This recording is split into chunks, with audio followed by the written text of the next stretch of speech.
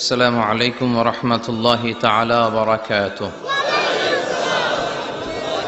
إن الحمد لله نحمده ونستعينه ونستغفره ونؤمن به ونتوكل عليه ونعوذ بالله من شرور أنفسنا ومن سيئات أعمالنا. من يهده الله فلا مضل له ومن يضلل فلا هادي له أي فلن تجد له وليا مرشدا. ونشهد أن لا إله إلا الله وحده لا شريك له هو الذي لا ضد له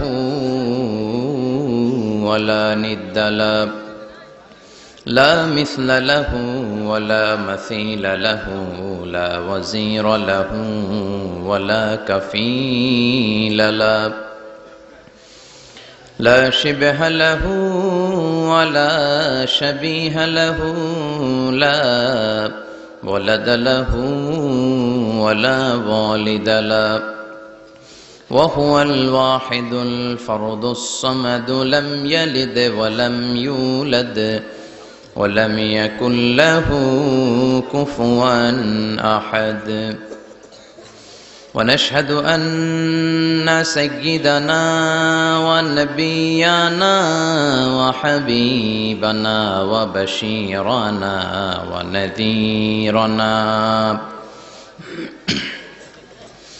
وطبيبنا وطبيب أرواحنا وحبيبنا وحبيب ربنا محمدا عبد الله ورسوله أرسله بالحق بشيرا ونذيرا وداعيا إلى الله بإذنه وسراجا منيرا. أما بعد فقد قال الله تعالى في كلامه المجيد وفي فرقانه الحميد أعوذ بالله من الشيطان الرجيم. بسم الله الرحمن الرحيم.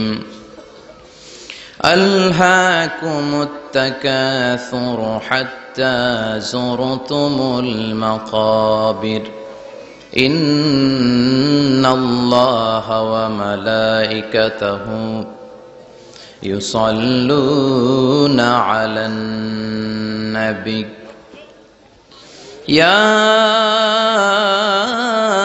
أيها الذين آمنوا صلوا عليه وسلموا تسليما. اللهم صل على محمد وعلى آل محمد كما صليت على إبراهيم وعلى آل إبراهيم إنك حميد مجيد. اللهم بارك على محمد وعلى آل محمد كما باركت على إبراهيم وعلى آل إبراهيم إنك حميد مجيد. সকল প্রশংসার মালিককে আল্লাহ, সকল ক্ষমতার উৎসকে আল্লাহ, কেউ যেটা পারে না পারে কে আল্লাহ, সে আল্লাহর জন্য পড়ছি আলহামদুলিল্লাহ। সবাই পড়েন রব্বানা লাকাল হামদ হামদান কাসীরান তাইয়িবান মুবারাকান ফীহি ইয়া রাব্বি লাকাল হামদু কামা ইয়ানবাগি লিজালালি ওয়াজহিকা ওয়া আযীমি সুলতানিকা লাকাল হামদু বিল ঈমান লাকাল হামদু বিল ইসলাম, লাকাল হামদু বিল কোরআন। আমরা প্রশংসা করলাম কার? সব জায়গায় প্রশংসা করবেন কার? খাওয়ার সময়, ঘুমানোর সময়, সব সময় প্রশংসা চলবে শুধুমাত্র একজনের। চিল্লায় বলেন তিনি কে?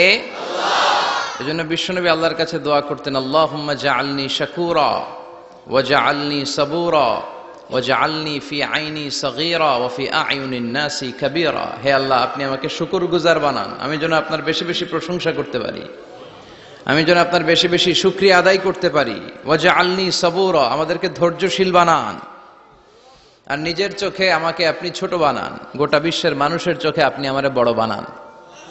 পড়েন আমিন। নিজের চোখে নিজের ছোট থাকতে হয়, ঠিক কি না? এটাই হচ্ছে ইসলামের ডিরেকশন। মান তাওয়াদা তারাফা, যে নিচে নামতে চায় আল্লাহ টেনে উপরে উঠায়। সুন্দর না সিস্টেমটা? আর যে উপরে উঠতে চায় অহংকার করে, তারে নিচে নামিয়ে দেয় কে? সাইয়েদনা আদম আলাইহিস সালাম বিনয়ী ছিলেন। ওনাকে সৃষ্টি করার পরে আল্লাহ বললেন, ইয়া আদম সাল্লিম আলা উলাইকান নাফার। আদম, এই যে ফেরেশতারা বসা, সালাম দাও। আদম বলেন, না আমি সালাম দিব কেন, আমারা দেয় না কেন? অনেক মুরব্বী আছে বলে, আমি দিব কেন, তোরা আমারে দিবি। এরকম আছে না নাই? না, সালাম সবাই সবাইকে দিবেন। স্বামী স্ত্রীকে দিবেন, স্ত্রী স্বামীকে দিবেন, বড়রা ছোটদের দিবেন, ছোটরা বড়দের দিবেন, এক ভাই আরেক ভাইকে দিবেন, বোন ভাইকে দিবেন। তাহলে ফ্যামিলির মধ্যে শান্তি দিয়ে ফ্যামিলিটাকে সমৃদ্ধ করে দিবে কে? কারণ সালাম অর্থই শান্তি। সালাম অর্থ কি? ফ্যামিলির মধ্যে আমাদের এই সালামের প্রচলন নাই। বিশ্বনবী সাল্লাল্লাহু আলাইহি ওয়াসাল্লাম স্ত্রীদেরকে আগে সালাম দিতেন, সাহাবাদেরকে আগে সালাম দিতেন। মা আয়েশা বলেন, এত বছর বিশ্বনবী সংসার করলাম, একদিনও আগে সালাম দিতে পারি নাই। সবসময় বিশ্বনবী আমাকে আগে সালাম দিয়ে দিতেন। তো সাইয়েদনা আদমকে সৃষ্টি করার পরে আল্লাহ বললেন, আদম সাল্লিম আলা উলাইকান নাফার। বুখারীর বর্ণনা, ফেরেশতাদের এই দলটাকে তুমি সালাম দাও। সাইয়েদনা আদম আলাইহিস সালাম অহংকার করেন নাই। তিনি বলেন নাই যে কেন দিব, ফেরেশতারে বলেন না আমারে দিতে, এটা বলছে না। উনি সালাম দিলেন, ফলে ওনার অন্তর থেকে অহংকার মুক্ত করে দিল কে? আল্লাহ। বিশ্বনবী বলেছেন, আল বাদিউ বিস সালামি বারিউম মিনাল কিবর। আগে আগে যে সালাম দিয়ে দেয়, আল্লাহ তার অন্তর থেকে অহংকার তুলে নেয়। মান কানা ফি কলবিহি হাববাতু খারদাল মিনাল কিবর লা ইয়াদখুলুল জান্নাতা আবাদা। যার অন্তরে যাররা পরিমাণ অহংকারের ছিটে ফোঁটা থাকে, সে আল্লাহর জান্নাতে ঢুকতে পারবে না। আল্লাহর জান্নাতে ঢুকবে বিনয়ীরা। কারা? যারা বিনয়ী, মুতাওয়াদি, হাম্বল, যাদের মধ্যে হাম্বলনেস আছে, যারা বিনয়ী, তারা জান্নাতে ঢুকবে। তো সাইয়েদনা আদম আলাইহিস সালাম বিনয়ের পরিচয় দিলেন, কিন্তু শয়তানকে আল্লাহ বললেন উসজুদু। শয়তানকে বললেন, শয়তান সেজদা দাও। ফেরেশতাদেরকে যখন অর্ডার করেছে সেজদা দাও, শয়তান বলল, আল্লাহ আমি সেজদা দিব না। অহংকার করলো, সে নিজে নিজে উপরে উঠতে চাইলো। সে বলল, খলাকতানি মিন নার ওয়া খলাকতাহু মিন তিন। আপনি আমাকে বানিয়েছেন আগুন দিয়ে, আগুনের ধর্ম উপরের দিকে ওঠা। আগুন জ্বালিয়ে দিলে লেলিহান শিখা কই যায়? উপরে যায়। ওয়া খলাকতাহু মিন তিন। আর আদমকে বানিয়েছেন আপনি মাটি থেকে, তা আমি কেন সেজদা দিব? আদমই না আমারে দিবে। আল্লাহ শয়তানকে চির জাহান্নামী বানিয়ে দিল। চিল্লায় বলেন ঠিক কিনা? আর বিনয়ের কারণে আদমকে আল্লাহ বানালেন আশরাফুল মাখলুকাত। কি বানালেন? সৃষ্টির সেরা। এজন্য নূরের ফেরেশতারাও সাইয়েদনা আদমকে সেজদা দিতে বাধ্য হয়েছে। চিল্লায় বলেন ঠিক কিনা? তুমি মাটির আদমকে প্রথম সৃষ্টি করিয়া ঘোষণা করিয়া দিলে শ্রেষ্ঠ বলিয়া, তাই তো নূরের ফেরেশতা করে আদমকে সেজদা। ঠিক কিনা? তাই তো নূরের ফেরেশতা করে আদমকে সেজদা। সবার চেয়ে সম্মান দিলে মাটির আদমকে। আল্লাহু আল্লাহু তুমি জাল্লে জালালুহু, শেষ করা তো যায় না গে তোমার গুণগান। আল্লাহু আল্লাহু, সুবহানাল্লাহ পড়েন। এজন্য আমরা যেন বিনয়ী হই, আমরা যেন নিজেকে ছোট মনে করি। আপনি নিজেকে ছোট মনে করলে আল্লাহ আপনাকে বড় বানায় দিবে। আর যদি নিজেই নিজেকে বলেন আমি বড় আল্লামা, আমি সব জানি, তাহলে আল্লাহ বলবে তোর স্থান হচ্ছে সবচাইতে নিচে। ঠিক কিনা? আবু নওয়াস একজন কবি ছিলেন, উনি বলেছেন ওয়াকুল্লি মাইয়াদ্দাঈ ফিল ইলমি ফালসাফাতান হাবাসতা শাইআন ওয়া গাবাত আনকা আশিয়াউ কেউ যদি তোমারে বলে যে আমি সব জানি, তুমি 2 আঙ্গুল দেখিয়ে বলো তুমি কিচ্ছু জানো না, তোমার শিখার অনেক বাকি।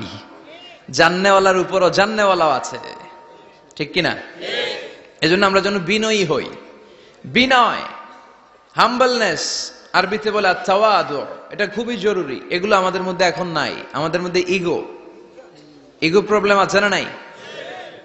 অহংকার, জেলাসি, অ্যারোগ্যান্স, এগুলো থেকে সম্মানিত ভাইয়ের আমাদেরকে বেরিয়ে আসতে হবে। দেখবেন সমাজে যারা খুবই হাম্বল, বিনয়ী, তাদেরকে সবাই পছন্দ করে না? আর অহংকারীদের কেউ পছন্দ করে না। সামনে সালাম দেয়, পিছনে গালি দেয়। কথা বলেন? এজন্য অহংকারী হবেন না, বিনয়ী হবেন। বিশ্বনবী বলছেন, আল্লাহ আপনি আমারে বিনয়ী বানান, আপনি আমারে ধৈর্যশীল বানান, আপনি আমারে শুকর গুজার বানান। আমার চোখে আল্লাহ আপনি আমারে ছোট বানান, মানুষের চোখে আপনি আমারে বড় বানান। পড়েন আমিন। আজকের মাহফিলে আসতে পেরে আমরা খুশি না বেজার? শেষ পর্যন্ত থাকবেন তো? না মাঝখানে ওঠা বসা করবেন? ওঠা বসা করবেন? ওঠা বসা করেন না। বড়ইয়া কৃষ্ণপুর আল ইসলাহ যুব সমাজের উদ্যোগে 3য় বার্ষিক তাফসীরুল কোরআনের মাহফিল। এই গ্রামের নামই তো বড়ইয়া কৃষ্ণপুর না? আমি ছোটবেলায় এসেছিলাম কয়েকবার এই গ্রামে। এটা আমার কি বলে নানার শ্বশুর বাড়ি আর কি, আমার নানির বাবার বাড়ি। তো আমি ছোটবেলায় এসেছিলাম, নৌকা দিয়ে আসতাম আমরা। এখানে একটা গোখরার বিল আছে বোধহয়, কি নাম? গোরগার জলা, গোরগার বিল। তো এখানে কি গোখরা সাপ পাওয়া যেত নাকি আগে? বিলটা অনেক বড় ছিল, এখানকার মাছ এসে আমরা খেতাম। সুন্দর একটা এলাকা ছিল। তো এখনো কি আছে জলাটা? বর্ষাকালে পানি হয়? আচ্ছা, পত্রিকা তো একবার একটা রিপোর্ট হয়েছিল গোখরার জলা নিয়ে। এটা বাংলাদেশের ওয়ান অফ দ্য বিগেস্ট জলা, অনেক বড় একটা জলা, অনেক পানি হয় বর্ষাকালে। এলাকার লোকেরা খুব ধর্মপরায়ণ, ধর্মপ্রাণ। যারা এই প্রোগ্রামের অ্যারেঞ্জ করেছে আমি তাদেরকে আন্তরিক শুকরিয়া জানাই। যারা আপনারা অনেক দূর দূরান্ত থেকে, একজন তো এসে বললেন যে আমি চট্টগ্রাম থেকে এসেছি, কেউ বললো যে আমি পুরান ঢাকা থেকে এসেছি, অনেকে অনেক জায়গা থেকে এসেছেন। আলহামদুলিল্লাহ, এটা একটা ভালো সাইন। এটা it's a very good and positive sign যে কোরআনের কথা যেখানে হয় এখানে মানুষ জড়ো হয়। বানের পানির মতো ঢল নামে মানুষের। আগে যাত্রাপালা হইতো, গানের কনসার্টও এখন কমতে শুরু করছে, ঠিক কিনা? ওই জায়গাটা দখল করে নিছে কোরআনের তাফসীর। এটাই প্রমাণ করে আগামীর বাংলাদেশ ইসলামের বাংলাদেশ। চিল্লায় বলেন ঠিক কিনা? ইসলামের বিজয়কে কেউ ঠেকায় রাখতে পারবে না। ইসলামের বিজয় অবশ্যম্ভাবী। গোটা বিশ্বব্যাপী ইসলামের গণজোয়ার। ডাচ পলিটিশিয়ান একটা ইসলাম ধর্ম গ্রহণ করছে না? আগে বলতো Islam is a lie, Quran is a poison, Quran নাকি বিষ আর ইসলাম নাকি মিথ্যা। আল্লাহ মহাসত্যটা এখন ওর অন্তরে ঢুকাই দিচ্ছে। এরকম কত পলিটিশিয়ান, কত সিঙ্গার, কত ডান্সার, কত সেলিব্রিটি, কত ক্রিকেটার, কত প্লেয়ার, কত যুগশ্রেষ্ঠ মানুষ এরকম কালিমা পড়ে পড়ে মুসলমান হয়ে যাচ্ছে। সব নিউজগুলো আসে না, কারণ এই নিউজগুলো মিডিয়াতে কাভার হলে গোটা বিশ্বব্যাপী তোলপাড় শুরু হয়ে যাবে, ঠিক কিনা? ওরা ওই দিক দিয়ে আমাদের বিরুদ্ধে প্রচারণা চালায় যে ইসলাম মানে হচ্ছে জঙ্গিবাদ, ইসলাম মানে হচ্ছে সন্ত্রাসবাদ। এগুলো বলতে বলতে ইউরোপ আমেরিকার যে সাধারণ নাগরিক, ওদের কান ওরা ঝালাপাড়া করে ফেলছে। ইউরোপ আমেরিকার খ্রিস্টান নাগরিকরা ভাবলো ঘটনা কি, ইসলামের ব্যাপারে এত কথা কেন? What is Islam? এটা আবার কি? Let's check in Google. একটু চেক করি গুগলে, বুক ফেয়ার গুলোতে কিছু বই পড়ে দেখি ইসলাম সম্পর্কে। ওরা পড়তে শুরু করলো।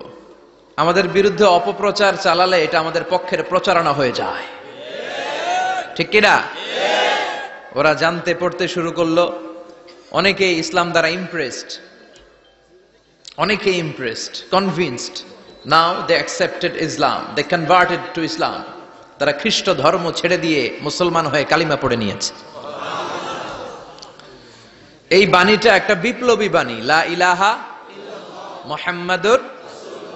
ঝিনুকের ভেতর লুকিয়ে থাকে যেমন মতি, ঝিনুকের ভেতর লুকিয়ে থাকে যেমন মতি, কালমা শাহাদাতে আছে আল্লাহর জ্যোতি, কালমা শাহাদাতে আছে আল্লাহর জ্যোতি। সুবহানাল্লাহ পড়েন। এটার মধ্যে একটা লাইট আছে, লাইট স্পার্ক করে, এটা জ্যোতি। এটা আল্লাহর নূর। এটা যারা অন্তরে একবার প্রবেশ করতে পারে সে সত্য ছাড়া চোখে আর কিছু দেখে না। এই কালেমার পক্ষে শক্তি যারা, তারা সত্য আর ন্যায়ের পক্ষে চিল্লায় বলেন ঠিক কিনা। এটা পৃথিবীর সবচাইতে শ্রেষ্ঠ জিকির, আফদলু জিকির লা ইলাহা ইল্লাল্লাহ। আবার বিশ্বনবী বললেন, মান ক্বালা লা ইলাহা ইল্লাল্লাহ সিদকান মিন কলবিহি দাখালাল জান্নাহ। অন্তর থেকে একনিষ্ঠতার সাথে একবার যে লা ইলাহা পড়বে, ওই লোকটা জান্নাতে প্রবেশ করবে। তার অপকর্মের কারণে, তার পাপের কারণে হয়তো সে পানিশমেন্ট পাবে জাহান্নামে, কিন্তু ফাইনালি সব শেষে সে জান্নাতে ঢুকবে, ঠিক কিনা? সাহিহ ইবনে হিব্বান আর মুস্তাদরাকে হাকামের এক বর্ণনা, মুসা আলাইহিস সালাম আল্লাহকে প্রশ্ন করলেন, ইয়া আল্লাহ আল্লিমনি কালিমাতান আযকুরু বিহা ওয়া আদউ বিহা। আল্লাহ, আপনি আমারে একটা কালিমা শিখান, একটা জিকির শিখান, যে জিকিরটা দিয়ে শুধু আমি আপনার জিকির করব, এই জিকির কেউ জানবে না, শুধু জানবো আমি আর আপনি। সুবহানাল্লাহ পড়েন। আল্লাহ বললেন, ইয়া মুসা ইকরা লা ইলাহা ইল্লাল্লাহ। মুসা তুমি পড়ো লা ইলাহা ইল্লাল্লাহ। মুসা আলাইহিস সালাম বললেন, আল্লাহ বলছি এমন জিকির যেটা আমি আর আপনি ছাড়া কেউ জানবে না। লা ইলাহা এটা তো জাতীয় জিকির, এটা তো ইন্টারন্যাশনাল জিকির, এটা তো সবাই জানে। আমি তো চেয়েছিলাম এক্সক্লুসিভ একটা। আল্লাহ বললেন, মুসা লা ইলাহা ইল্লাল্লাহর চেয়ে শ্রেষ্ঠ জিকির আমার কাছে নাই। আমি আল্লাহর দেয়া সর্বশ্রেষ্ঠ জিকির হচ্ছে লা ইলাহা ইল্লাল্লাহ। লাউ তাদাউ লা ইলাহা ইল্লাল্লাহ ফি কাফফা ওয়াস সামাওয়াতু ওয়াল আরদু ফি কাফফা। ও মুসা, সাত আকাশ সাত জমিন যদি দাঁড়িপাল্লার এক পাল্লায় রেখে দাও আর লা ইলাহা আরেক পাল্লায় রেখে দাও, লা রাজাহাত কাফফাতু লা ইলাহা ইল্লাল্লাহ, মুহূর্তেই লা ইলাহার পাল্লাটা ভারী হয়ে যাবে। এটা একটা বিপ্লবী বাণী, এটা ভিক্ষা করার বাণী নয়। জুমার নামাজের পরে একটা টাকা দিয়া যান, আমি গরিব ইনসান, আছে না নাই? আখিরাতে সওয়াব পাইবেন পাহাড়ের সমান।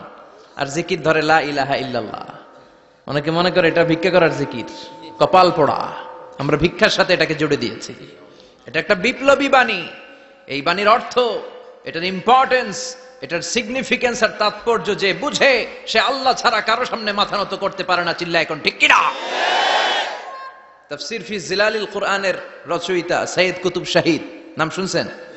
গোটা বিশ্বব্যাপী তার নাম আর ডাক। তিনি ফি জিলালিল কুরআন লেখে গোটা বিশ্বের যুবকদের অন্তর কাঁপিয়ে দিয়েছিলেন। এই সমাজে তিনি জাহালাত দেখে এই জাহালাতের বিরুদ্ধে কলম ধরেছেন আর যুগশ্রেষ্ঠ তাফসীর রচনা করেছেন, তাফসীর ফি জিলালিল কুরআন। এটার অনেক ভাষায় ট্রান্সলেশন হয়েছে, বাংলায়ও পাওয়া যায়।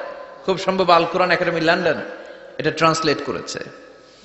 তো উনি এই কালিমার পক্ষে থাকার কারণে, ইসলামী আন্দোলনের কারণে তৎকালীন প্রেসিডেন্ট জামাল আব্দুল নাসের ওনাকে ফাঁসি দেওয়ার আদেশ দিয়েছে, ফাঁসির কাস্টে ঝুলিয়ে মৃত্যুদণ্ডের অর্ডার করেছে। তো জেল কোডের নিয়ম অনুযায়ী যাদেরকে ফাঁসি দেয়া হবে, হ্যাঙ্গিং করা হবে, হ্যাঙ্গিং করার ঘন্টাখানিক আগে ওই কারা কর্তৃপক্ষ থেকে নিয়োগ দেয়া জেলখানার ইমাম সাহেব এসে তাদেরকে এই লা ইলাহা পড়ায়। কি পড়ায়? লা ইলাহা ইল্লাল্লাহ পড়ায়। তো সৈয়দ কুতুব শাহিদ উনিও যখন ওনাকে ফাঁসির কাস্টে ঝুলানো হবে, ওই মুহূর্তে জেল কোডের নিয়ম অনুযায়ী ইমাম সাহেব এসে সৈয়দ কুতুব সাহেবকে বলতে আরম্ভ করলো যে, আমি আপনাকে কালিমা পড়াতে এসেছি, আপনি পড়েন লা ইলাহা ইল্লাল্লাহ। সৈয়দ কুতুব শাহিদ বললেন, আমারে কালিমা শিখাতে এসো না, আমি কালিমা খুব ভালো জানি। যে কালিমা তুমি ফাঁসির আসামিদেরকে পড়ানোর কারণে মান্থলি বেতন পাও, ওই কালিমার ব্যাখ্যা করার কারণে আমাকে ফাঁসির কাস্টে ঝোলা লাগছে। তুমি কালিমা পড়াও, তুমি বেতন নাও, আর আমি কালিমার ব্যাখ্যা করার কারণে আমার ফাঁসি হয়, তার মানে তোর কালিমা আর আমার কালিমা এক কালিমা না। কালিমার মধ্যে পার্থক্য আছে না নাই? ইমানের মধ্যে পার্থক্য আছে না নাই? কালেমায় কালেমায় পার্থক্য আছে। ওই কারা কর্তৃপক্ষের নিয়োগ করা ইমাম সাহেবের লা ইলাহা ইল্লাল্লাহ আর তাফসীর ফি জিলালিল কুরআনের রচয়িতা সৈয়দ কুতুব শাহিদের লা ইলাহা এক কালিমা নয়, এক লা ইলাহা নয়। চিল্লায় কোন ঠিক কিনা? পার্থক্য আছে, আলাদা। এজন্য আসল লা ইলাহার অনুসারী হতে হবে। লা ইলাহার ধারক এবং বাহকরা হচ্ছে সত্য এবং ন্যায়ের পক্ষে। যত বিপদ আসে, যত আপদ আসে, যত ঝুঁকি আসে, পাহাড় সম ঝুঁকিকে ডিঙ্গিয়ে তারা লা ইলাহার কালিমার পতাকাকে উড়িয়ে দেয়। চিল্লায় বলেন ঠিক কিনা? এজন্য ইমানে পার্থক্য আছে। আমরা যেন আসল ইমানদার হতে পারি, আল্লাহ তৌফিক দাও। আমিন। আর জোরে পড়েন আমিন। আমরা সব সময় যেন আল্লাহর জিকির দিয়ে হৃদয়টাকে সিক্ত রাখতে পারি, তুমি তৌফিক দাও। বিষ্ণু বলেছেন লা ইয়াজালু লিসানুকা রাতবান মিন যিকরিল্লাহ, তোমার জিহ্বাটা যেন আল্লাহর জিকিরে সব সময় ভিজা থাকে। কি থাকে? সব সময় যেন পড়ি সুবহানাল্লাহ, আলহামদুলিল্লাহ, লা ইলাহা ইল্লাল্লাহ, সব সময় যেন আমরা পড়ি আল্লাহু আকবার। বিষ্ণু বললেন আহাব্বুল কালাম ইলাল্লাহি আরবাহ, খেয়াল রাখবেন আল্লাহর কাছে সবচেয়ে প্রিয় কথা চারটা। কয়টা? আহাব্বুল কালামি ইলাল্লাহি আরবাহ, আল্লাহর কাছে সবচাইতে প্রিয় কালাম হচ্ছে চারটা। লা ইয়াদুররুকা বিআইয়িহিন্না বাদাতা, এই চারটার কোনটা দিয়ে শুরু করবে এটা তোমার ব্যাপার, আগে পরে করলেও কোনো সমস্যা নাই। চারটার একটা হচ্ছে সুবহানাল্লাহ, আরেকটা হচ্ছে আলহামদুলিল্লাহ, আরেকটা হচ্ছে লা ইলাহা ইল্লাল্লাহ, আরেকটা হচ্ছে আল্লাহু আকবার। এজন্য সব সময় আল্লাহর জিকির করতে রাজি আছেন তো? আল্লাহরে ডাকতে রাজি আছেন? ফাযকুরুনি ওয়াশকুরুলি, আল্লাহ বলেন যদি আমার জিকির করো আমিও তোমাদের জিকির করি, যদি আমার স্মরণ করো আমিও তোমাদের স্মরণ করি।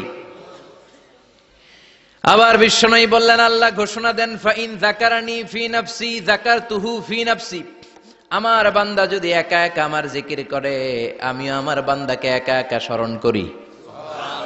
ওয়া ইন যাকারানি ফি মালাইন যাকারতুহু ফি মালাইন খায়রিম মিনহু, আর মহা সম্মেলনে যদি বান্দা আমারে স্মরণ করে আমি এর চাইতো শ্রেষ্ঠ মহা সম্মেলন ফেরেশতাদেরকে নিয়ে আমার বান্দাকে স্মরণ করি। ওয়া ইন তাকাররাবা ইলাইয়া শিবরান তাকাররাবতু ইলাইহি যিরাআন, আমার বান্দা যদি আমার দিকে 1 বিঘত আসতে চায় আমি আমার বান্দার দিকে 1 হাত এগিয়ে যাই। আমার বান্দা যদি আমার দিকে 1 হাত আসতে চায় আমি আমার বান্দার দিকে 2 হাত চলে যাই। ওয়া ইন আতানি ইয়ামশি আতাইতুহু হারওয়ালা, আর আমার বান্দা যদি আমার কাছে হেঁটে হেঁটে আসতে চায় আমি আমার গোলামের দিকে দৌড়ে দৌড়ে যাই। ওই আল্লাহরে ভুলে গিয়ে আমরা মাজারে যে সিজদা দেই, কপাল পোড়া আছে না নাই? দোদেল বান্দা কালমা চোর, না পায় শ্মশান না পায় ঘোর, দিন থাকিতে আয়রে পথে ছাইড়া দে ভণ্ডামি ভণ্ডামি ভণ্ডামি ভণ্ডামি, ছাইড়া দে ভণ্ডামি। ঠিক কি না? এই ভণ্ডামির সাথে আমাদের সম্পর্ক আছে? মাজার পূজার সাথে ইসলামের কোনো সম্পর্ক আছে? নামাজ কালাম পড়ে না ইবলিশ শয়তানের নানা, আছে না নাই? এলাকায় মনে হয় নাই, অনেক জায়গায় আছে দেখবেন লাল সালুদি ইয়া উঁচু করা। সাইয়েদনা আলীকে মদিনায় বিশ্বনবী পাঠালেন আর বললেন যত উঁচু মাজার দেখো ভেঙে মাটির সাথে গুড়িয়ে দাও, কবরস্থান উঁচু হবে না, কবর হবে সমান। এটাকে সেফটি দেওয়ার জন্য, সিকিউরিটি দেওয়ার জন্য আপনি চারদিকে সিম্পল বেড়া বা দেয়াল দিতে পারেন যাতে গরু ছাগল যে এই কবরের অসম্মান না করে। আমরা আশরাফুল মাখলুকাত, আমরা বেঁচে থাকলেও যেমনি সম্মান আছে আমাদের, মরে গেলেও সম্মান আছে না নাই? আল্লাহ বললেন ওয়ালাকাদ কাররামনা বানি আদম, আমি বনি আদমের সম্মান বাড়িয়ে দিয়েছি। জীবিত অবস্থায় যেমনি সম্মান, মরে গেলেও সম্মান। ঠিক কি না? বিশ্বনবী দেখলেন একটা লাশ যাচ্ছে, লাশ দেখে নবী দাঁড়িয়ে গেলেন। সাহাবারা বললেন ইয়া রাসূলুল্লাহ ইন্নাহু ইয়াহুদ, এটা ইহুদির লাশ। দাঁড়ালেন কেন? বসেন। বিশ্বনবী বললেন আওয়ালাইসাত নাফসান, এটা কি মানুষ না? এটা হোক না ইহুদি, হোক খ্রিস্টান, হোক নাস্তিক, এটা তো মানুষ। আমি তো মানুষকে সম্মান দিয়েছি।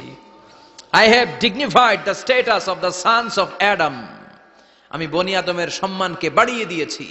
সবার উপরে মানুষ সত্য, তাহার উপরে নাই।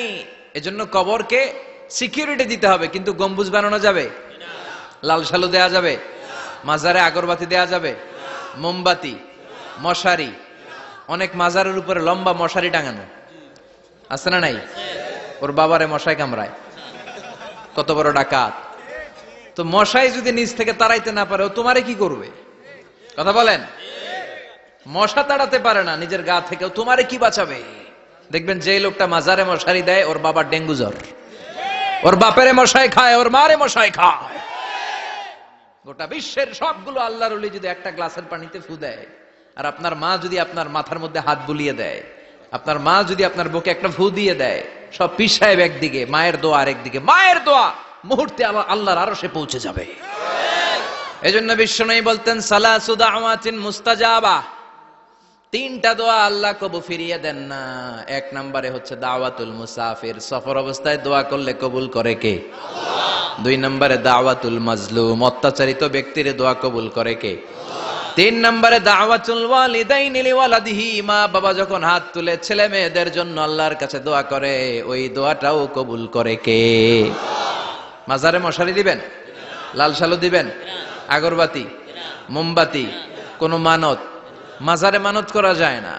ইন্নী নাযারতু লিররহমানি সাওমা, মানত করতে হয় রহমানের নামে, মানত হবে একজনের নামে। চিল্লায় বলেন তিনি কে? আল্লাহ। এজন্য মাজারে কিছু দেয়া যাবে না। এই ভণ্ডামি গোটা বাংলাদেশ ব্যাপী, আমরা বলে যাচ্ছি যতটুকু শুধরানোর শুধরাবে। হেদায়েত দেওয়ার মালিক একজন, চিল্লায় বলেন তিনি কে? আল্লাহ। অনেক পীর আছে এরকম ভণ্ড পীর, সারা বছরে নাকি একবারও গোসল করে না, 365 দিনে ওর গোসলের রুটিন একদিন, আর ওই একদিনের গোসলের পানি মুরিদরা সব খাইয়া শেষ করে ফেলায়। নাউজুবিল্লাহ কইবেন না? নামাজ কালাম পড়ে না, ইবলিস শয়তানের নানা, ধর্মের একখান খুঁটি ধইরা কয়দিন করবা হয়রানি। ভণ্ডামি ভণ্ডামি ভণ্ডামি, ছাইড়া দে ভণ্ডামি। দোদেল বান্দা কালমা চোর, না পায় শ্মশান না পায় ঘোর, দিন থাকিতে আয়রে পথে ছাইড়া দে ভণ্ডামি। ভণ্ডামি ভণ্ডামি ভণ্ডামি, ছাইড়া দে ভণ্ডামি। চিল্লায় বলেন ঠিক কিনা? এগুলোর সাথে আমাদের কোনো সম্পর্ক নাই। ইসলাম হচ্ছে সহজ। আদ-দীনু ইউসরুন লা উসরা ফি, আদ-দীনু ইউসর, দিন সহজ। এত জনের কাছে যাওয়া লাগবে না, আপনি ওই জেলায় যে ওই মাজারে মানত করা লাগবে না, আপনার সিলেটে যাওয়া লাগবে না, আপনার খানজানালির কাছে যাওয়া লাগবে না, আপনার কোথাও যাওয়া লাগবে না। আপনি বাড়ির পাশের মসজিদে পড়ে সেজদা দেন, মুহূর্তে দোয়া কবুল করে নিবে কে? আল্লাহ। রব্বুল আলামিন বলে, গোলাম আমারে ডাকস না কেন? তোর ডাকে সাড়া দেওয়ার জন্য আমি 24 আওয়ার্স রেডি। দুনিয়ার বুকে কোনো বিষয় নিয়ে যদি আমরা বারবার যাই, দুনিয়াতে লোকজন রেগে যায়, ঠিক কিনা? আমি ওনার কাছে গেলাম, ভাই আজকে একটা বিপদে পড়ছি, 500 টাকা দেন, দিয়ে দিল।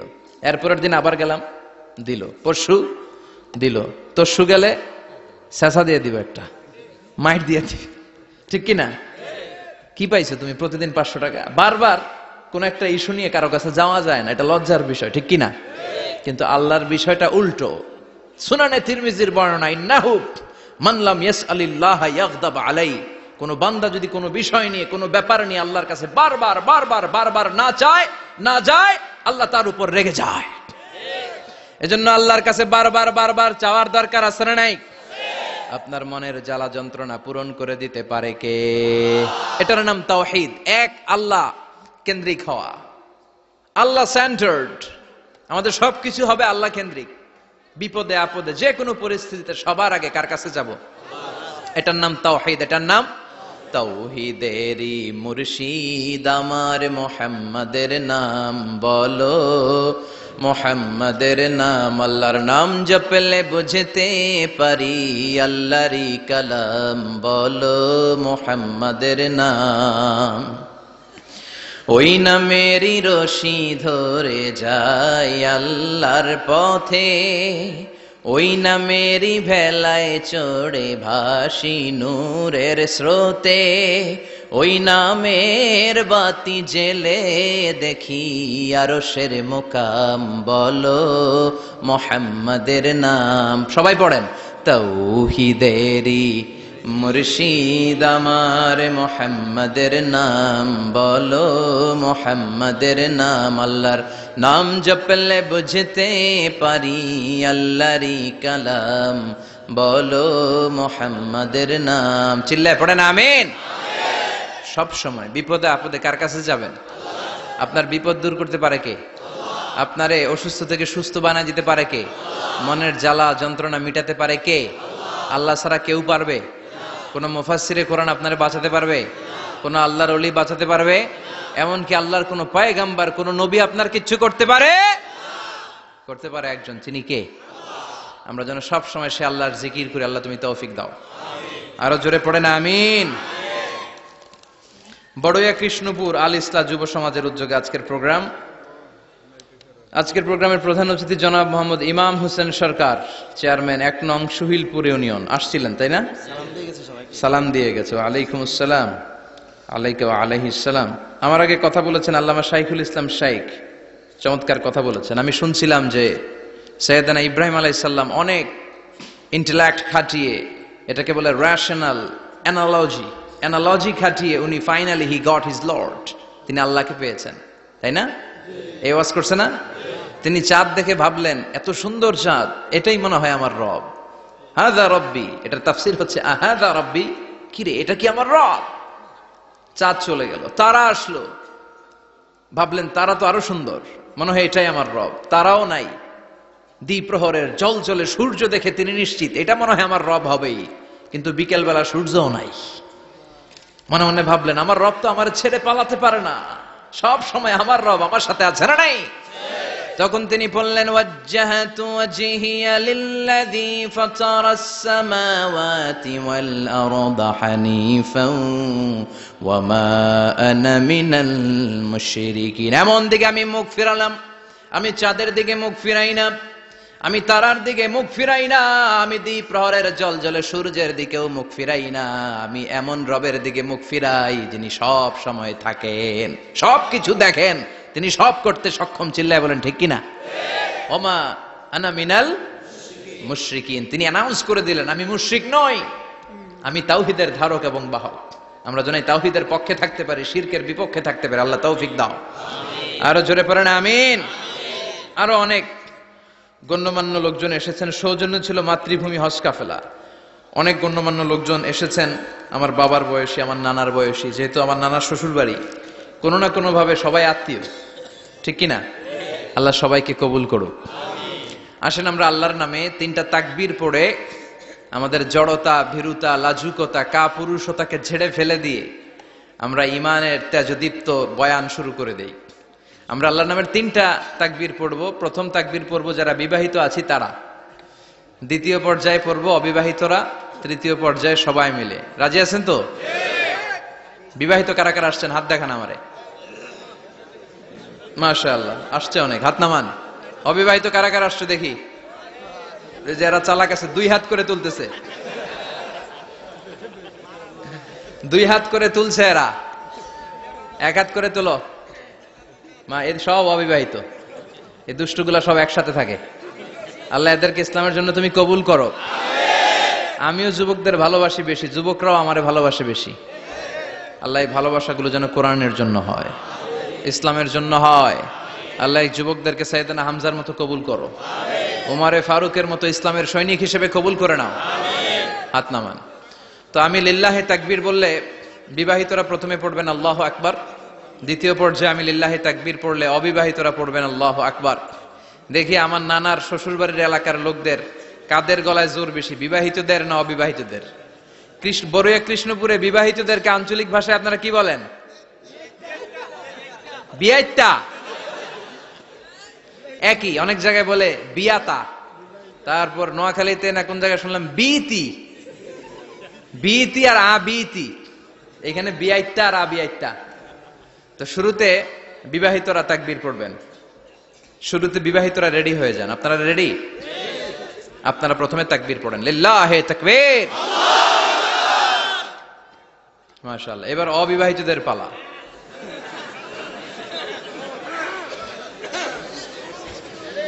অবিবাহিতরা রেডি? ওরা কাশি দিয়ে গলা ঠিক করে নিতেছে। মাশাআল্লাহ। এবার অবিবাহিতদের পালা, পড়ো তাকবীর, লিল্লাহে তাকবীর। মাশাআল্লাহ, মাশাআল্লাহ। আপনারাও দিছেন? মুরব্বি কইছে আমরাও দিছি। ঠিক আছে, এবার সবাই মিলে তিনটা তাকবীর পড়ে, লিল্লাহে তাকবীর, লিল্লাহে তাকবীর, লিল্লাহে তাকবীর। আল্লাহ আমাদের স্লোগানগুলো কবুল করো। তোমার এই নামের তাকবীর যেন আমরা সব সময় দিতে পারি। এই তাকবীর কিন্তু আল্লাহর কাছে খুব পছন্দনীয়। আমি একটু আগে বলছিলাম না যে আহাব্বুল কালামি ইলাল্লাহি আরবা, আল্লাহর কাছে সবচেয়ে প্রিয় বাক্য চারটা, এর মধ্যে একটা হচ্ছে আল্লাহু আকবার। চারটার একটা কি? সব সময় এই তাকবীরের সাথে থাকবেন তো? যারা এই তাকবীর পরে তাদের সাথে থাকবেন সবাই। আল্লাহ তৌফিক দাও। আমি আমার খুতবার শুরুতে সূরাতুত তাকাসুরের প্রথম দুই আয়াত তেলাওয়াত করেছি। এই সূরার মধ্য দিয়ে আল্লাহ তাআলা কি মেসেজ আসলে আমাদেরকে দিতে চাইলেন আমি আপনাদের সাথে অল্প কিছু সময় শেয়ার করব ইনশাআল্লাহ। পড়েন। এই সূরার মূল মেসেজ হচ্ছে আমরা এই পৃথিবীতে থাকতে আসি নাই, চলে যাব আমরা। কেউ আমরা থাকতে পারবো? We have to go back to you lord, we have to go back to our lord. আমাদেরকে আমাদের রবের কাছে ফিরে যেতে হবে, নাকি আজীবন থাকবেন? কথা বলেন। চলে যেতে হবে। কখন যে কে চলে যায় তার কোনো ঠিক নাই, হ্যাঁ, কেউ জানি না, কিন্তু এতটুকু জানি যে চলে যাব। গত কয়েকদিন আগে এদেশের আপকামিং একজন ইয়াং স্কলার হুট করে চলে গেলেন। নাম শুনছেন? কি নাম? হ্যাঁ, শাহাদাত ফয়সাল। আমাদের বয়সী বা আমাদের চেয়ে ছোট, আপকামিং মধ্যম পন্থার একজন আলেম ছিল, চলে গেল। অনেক আশা ভরসা ছিল অনেকের তার উপর যে সে he is an upcoming scholar, সে মধ্যমপন্থী। ডক্টর আব্দুল্লাহ জাহাঙ্গীর স্যারের নাম শুনেছেন? ভাল লাগে না কথাগুলো শুনলে? হৃদয়টা ঠান্ডা হয়ে যায়। কারো পক্ষপাতিত্বে যায় না, যেটা হক, যেটা সমাজের জন্য কল্যাণকর সেটার কথা বলে। এই মাঝামাঝি থাকতে পারাটা সবচেয়ে কঠিন, ঠিক কি না? আল্লাহ বলেছেন ওয়াকাযালিকা জাআলনাকুম উম্মাতান ওয়াসাতান লিতাকুনু শুহাদা আলান নাস। তোমাদেরকে হতে হবে উম্মাতান ওয়াসাতান, মধ্যমপন্থী উম্মাত, মাঝামাঝি থাকতে হবে। কিন্তু আমরা এদেশে মার্জিনালাইজ করে ফেলি, বুঝতে পেরেছেন? এক প্রান্তে চলে যাই। যারা চরমনায়ের মুরিদ অন্যদেরকে আর দেখা যাবে না, যারা শর্ষিনার মুরিদ এরাই সব, অন্যদিকে যাওয়া যাবে না। যারা জামাত ইসলাম অন্যদিকে আর যাওয়া যাবে না। যারা হেফাজতে ইসলাম অন্য কারোর মধ্যে আর হক নাই। যারা আহলে হাদিস এরা তো সব নিয়েই গেছে, সব হক সুন্নাহ এদের কাছে, কারো মুখের কোনো কথা এদের কাছে কোনো দাম নাই। আপনি যত হকের কথা বলেন এদের দলেই নাকি ঢুকতে হবে। তো আমারে এই দেশে সুন্নি ভাইরা গালি দেয় আহলে হাদিস বলে, আবার আহলে হাদিসরা আমার গালি দেয় সুন্নি বলে। বুঝতে পেরেছেন? মাঝামাঝি থাকাটা এই বাংলাদেশে খুব কঠিন, কিন্তু আপনাকে মাঝামাঝি থাকতে হবে। আপনাকে ওয়াসাতিয়ার পদ্ধতিতে আসতে হবে, উম্মাতান ওয়াসাতা, মাঝামাঝি। মাঝামাঝি, ডানেও না বায়েও না, সিরাতুল মুস্তাকিমে ডান বাম নাই, এটা সোজা। এই রাস্তা একবার যদি উঠে যান এই রাস্তা শেষ হয়ে যাবে জান্নাতুল ফেরদাউসের ভিতরে। চিল্লায় বলেন ঠিক কিনা? এজন্য আমরা যেন মিডল পাথ ধরি, আমরা যেন কট্টর না হই, আমরা যেন মাঝামাঝি হই। আপনি তাবলিগ করতে পারেন, করেন, খুব ভালো। তাবলিগের ভাইদের একটা ভালো গুণ হচ্ছে নিজের খেয়ে নিজের পরে ইসলামের দাওয়াত দেয়, ঠিক কিনা? নিজের টাকা ভেঙে দাওয়াত দিচ্ছে, তো তাদের কারণে অনেকে কালিমা শিখছে, অনেকে নামাজ শিখছে, তাদেরও কন্ট্রিবিউশন আছে না নাই? তো যারা তাবলিগ করেন আপনি মনে করবেন না যে সব হক সব সত্য, শুধু আপনি হকের ডিলার এটা মনে করবেন না। সব সত্য হক এটা আপনার বাবার দাদার সম্পত্তি এটা মনে করবেন না। সব দলের মধ্যে হক থাকতে পারে, বরং সব দলের ভালো ভালো জিনিসগুলো নিয়ে নিজেকে সাজানো দরকার। কথা বলেন। জামাত ইসলামের মতো, হেফাজতে ইসলামের মতো আন্দোলনের স্পিরিট থাকতে হবে। চিল্লা এখন ঠিক কিনা? আমার সুন্নি ভাইদের মতো নবীর প্রেম অন্তরে থাকতে হবে। চিল্লা এখন ঠিক কিনা? তাবলিগের ভাইদের মতো হৃদয়ে ইখলাস থাকতে হবে। এই সবগুলোর সমন্বয় হচ্ছে ইসলাম, সবগুলোর সমন্বয় ইসলাম। এজন্য কখনো মনে করবেন না যে আমি একদল করি তার মানে অন্য সব দল মনে হয় বাতিল, ওগুলো মনে হয় মুসলমান না, ওগুলো আমার চোখেই ধরে না। এটা ঠিক না, এটা ইহুদিদের স্বভাব। ইহুদিরা শুধুমাত্র হকের ডিলার মনে করতো নিজেদেরকে। ইহুদি ছাড়া বাকি কাউরে ওরা চোখে দেখতে পারতো না। এজন্য আমরা কি কট্টরপন্থী হব না মধ্যমপন্থী? চিল্লায় বলেন কট্টরপন্থী না মধ্যমপন্থী? আল্লাহ আমারে যতদিন বাঁচিয়ে রাখে আমি এই মধ্যম পন্থার কথা বলেই যাব, up to my death. It's my mission, it's my vision. এটাই আমার লক্ষ্য, যে মধ্যম পন্থার ইসলামকে প্রমোট করা, যেটা বিশ্বনবীর ইসলাম, যেটা মদিনার ইসলাম, যেটার মধ্যে বাড়াবাড়ি নাই, ছাড়াছাড়ি নাই, ঠিক কিনা? আল্লাহ তুমি আমাদেরকে বুঝার তৌফিক দান করো। সূরার নাম হচ্ছে সূরাতুত তাকাসুর। চিল্লায় বলেন কি নাম? এই সূরার সেন্ট্রাল সাবজেক্ট ম্যাটার হচ্ছে we have to go back to our lord. আমাদেরকে ফিরে যেতে হবে আমাদের রবের কাছে। আমরা কেউ আজীবন থাকতে আসি নাই। থাকতে পারবো আজীবন? দাদা চলে গেল, বাবা চলে গেল, মা চলে গেল, মামা চলে গেল, খালু চলে গেল, এরপর আমাদের টনক নড়ে না, তাই না? পাগল পড়া হয়ে আছে এই পৃথিবীর জন্য। মরতে যে হবে এটা ভাববার সময়টুকু আমাদের নেই। আমরা ব্যস্ত আমাদের ক্যারিয়ার নিয়ে, আমাদের লাইফ নিয়ে, আমাদের সমাজ নিয়ে, আমাদের ফ্যামিলি নিয়ে, আমাদের সন্তান আর সম্পদ নিয়ে আমরা super busy. We are leading a very super busy life. We don't have even a single time to think about death. মৃত্যু নিয়ে ভাবার একটা মুহূর্ত আমাদের নাই, কিন্তু পৃথিবীর সবচাইতে সুনিশ্চিত বিষয় হচ্ছে মৃত্যু, ঠিক কিনা? The most certain thing in our life is death. আমাদের জীবনের সবচাইতে সুনিশ্চিত বিষয় হচ্ছে মরণ, মরবই আমরা। And the most uncertain thing in our life is the time of death.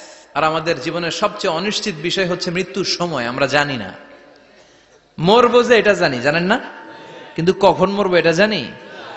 এই সূরাটা আপনারে এই জিনিসটা জানান দিতে এসেছে যে দুনিয়ার সম্পদ, লোভ, লালসা এগুলো নিয়ে পড়ে থেকো না। এই যে আমাদের ফ্যামিলি, আমাদের বাচ্চা কাচ্চা, আমাদের এত টাকা পয়সার হিসেব, মাস শেষে বাড়ি ভাড়া, গ্যাসের বিল, এইটা সেটা, আপনি কি মনে করছেন যে আপনি চলে গেলে এগুলো থেমে থাকবে? কিছুই থেমে থাকবে না, সব চলবে আগের মতো, থাকবেন না আপনি।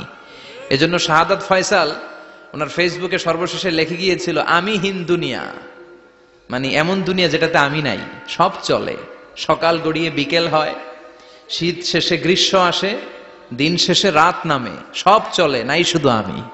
চিল্লায় বলেন ঠিক কিনা? তো এজন্য এগুলি একটু ভাবেন। অনেক ব্যস্ত আমরা, এই দুনিয়ার পুরো জীবনটা এটা হচ্ছে লালসাময় একটা জীবন, লোভ, মরিচিকা, মায়াজাল। এই মায়াজালে আমরা আটকে আছি, ফলে মৃত্যুর কথা আমরা ভুলে গিয়েছি। পাগলের মতো ছুটছি, আরো টাকা লাগবে, আরো খ্যাতি লাগবে, আরো যশ লাগবে, আরো দাপট লাগবে আমার। এত টাকা দিয়ে কি হবে? এত সম্পদ দিয়ে কি হবে? এত ব্যস্ততা দিয়ে কি হবে তোমার? স্টপ, থামুন, অনেক হয়েছে, আন্না, থামুন। Take a rest, take a breath and think about death. Think that you have to go back to your Lord. একটু বসেন না, একটু ভাবেন যে আমাকে চলে যেতে হবে, চলে যেতে হবে। এই কোলাহল, এই ব্যস্ততা, এগুলো থাকবে, থাকবো না আমি। সাইয়েদনা ওমর ফারুক বলেছেন, মুতু ক্বাবলা আন তামুতু, মরার আগে একবার মরো। হাসিবু ক্বাবলা আন তুহাসাবু আলাইকুম, তোমার হিসাব নেওয়ার আগে তুমি একবার নিজের হিসাবটা করো না। কাগজ বের করে একটু লিখো না কি কি ভালো কাজ করছিলা, যেগুলো দিয়ে নাজাতের ওয়াসিলা হতে পারে, 1 2 3, আর কি কি আকাম কুকাম করছো দেখো না, লিখে দেখো তোমার অবস্থাটা কি। মরার আগে একবার মরো। মরার আগে খাটের মধ্যে শুয়ে শটান করে চোখ বন্ধ করে একবার মরার ভান করে দেখেন কেমন লাগে। চোখটা বন্ধ করেন আর ভাবেন আপনি নাই, কি কি হতে পারে ভাবেন। আপনার ছেলে মেয়েরা কান্না জুড়ে দিবে, আপনার প্রাণের স্ত্রী বিলাপ শুরু করে দিবে, বন্ধু বান্ধবের চিৎকার আর মাতম, স্থানীয় এলাকার মসজিদে ঘোষণা, অমুক এলাকার নিবাসী অমুক ভাই, অমুকের ছেলে অমুক দুনিয়ায় নাই। সব আত্মীয়রা চলে আসবে, ফেসবুকে স্ট্যাটাস দেয়া হবে, সবাই সবাইকে জানাবে বিকাল 4টায় অমুক হাই স্কুল ময়দানে আপনার জানাজা। ছুটে আসবে, সবাই ছুটে আসবে আপনাকে শেষ বিদায় দিতে, গুড বাই জানানোর জন্য, আল ওয়াদা, বিদায় জানাতে আসবে সবাই। 4 তাকবীর দিয়ে আপনার জানাজা হবে, অশ্রুসিক্ত জানাজায় আপনার বিদায় হবে। কাঠের খাটিয়ার মধ্যে করে কাঁধে তুলে আপনার কবরে নেওয়া হবে, আগে থেকে খুঁড়ে রাখা কবরটার মধ্যে আপনারে বিছিয়ে দেয়া হবে, বাঁশের কচি দিয়ে তার উপরে মাটির চাপা দিয়ে সব চলে যাবে। ভাবেন না একবার চোখ বন্ধ করে, this is the circle of life, this is the nature of life. এটা সবার হবে, আমার হবে, আপনার হবে। এত মায়া, এত ভালোবাসা কই যাবে? কেউ থাকবে না, সবাই আপনার অন্ধকার কবরে রেখে দিয়ে চলে আসবে। উপরে বাঁশের কঞ্চি, তার উপরে মাটির চাপা, অন্ধকার আর অন্ধকার। এই অন্ধকার যেন শেষ হতে চায় না, শুধুই অন্ধকার, ঠিক কিনা? এজন্য আমাদের চলে যেতে হবে। দাদা গেল, চাচা গেল, মামা গেল, আমাদেরকেও যেতে হবে, জোরে কোন ঠিক কিনা? একদিন মাটির ভেতরে হবে ঘর রে মন আমার, কেন বান্ধ দালান ঘর, প্রাণ পাখি উড়ে যাবে পিঞ্জর ছেড়ে,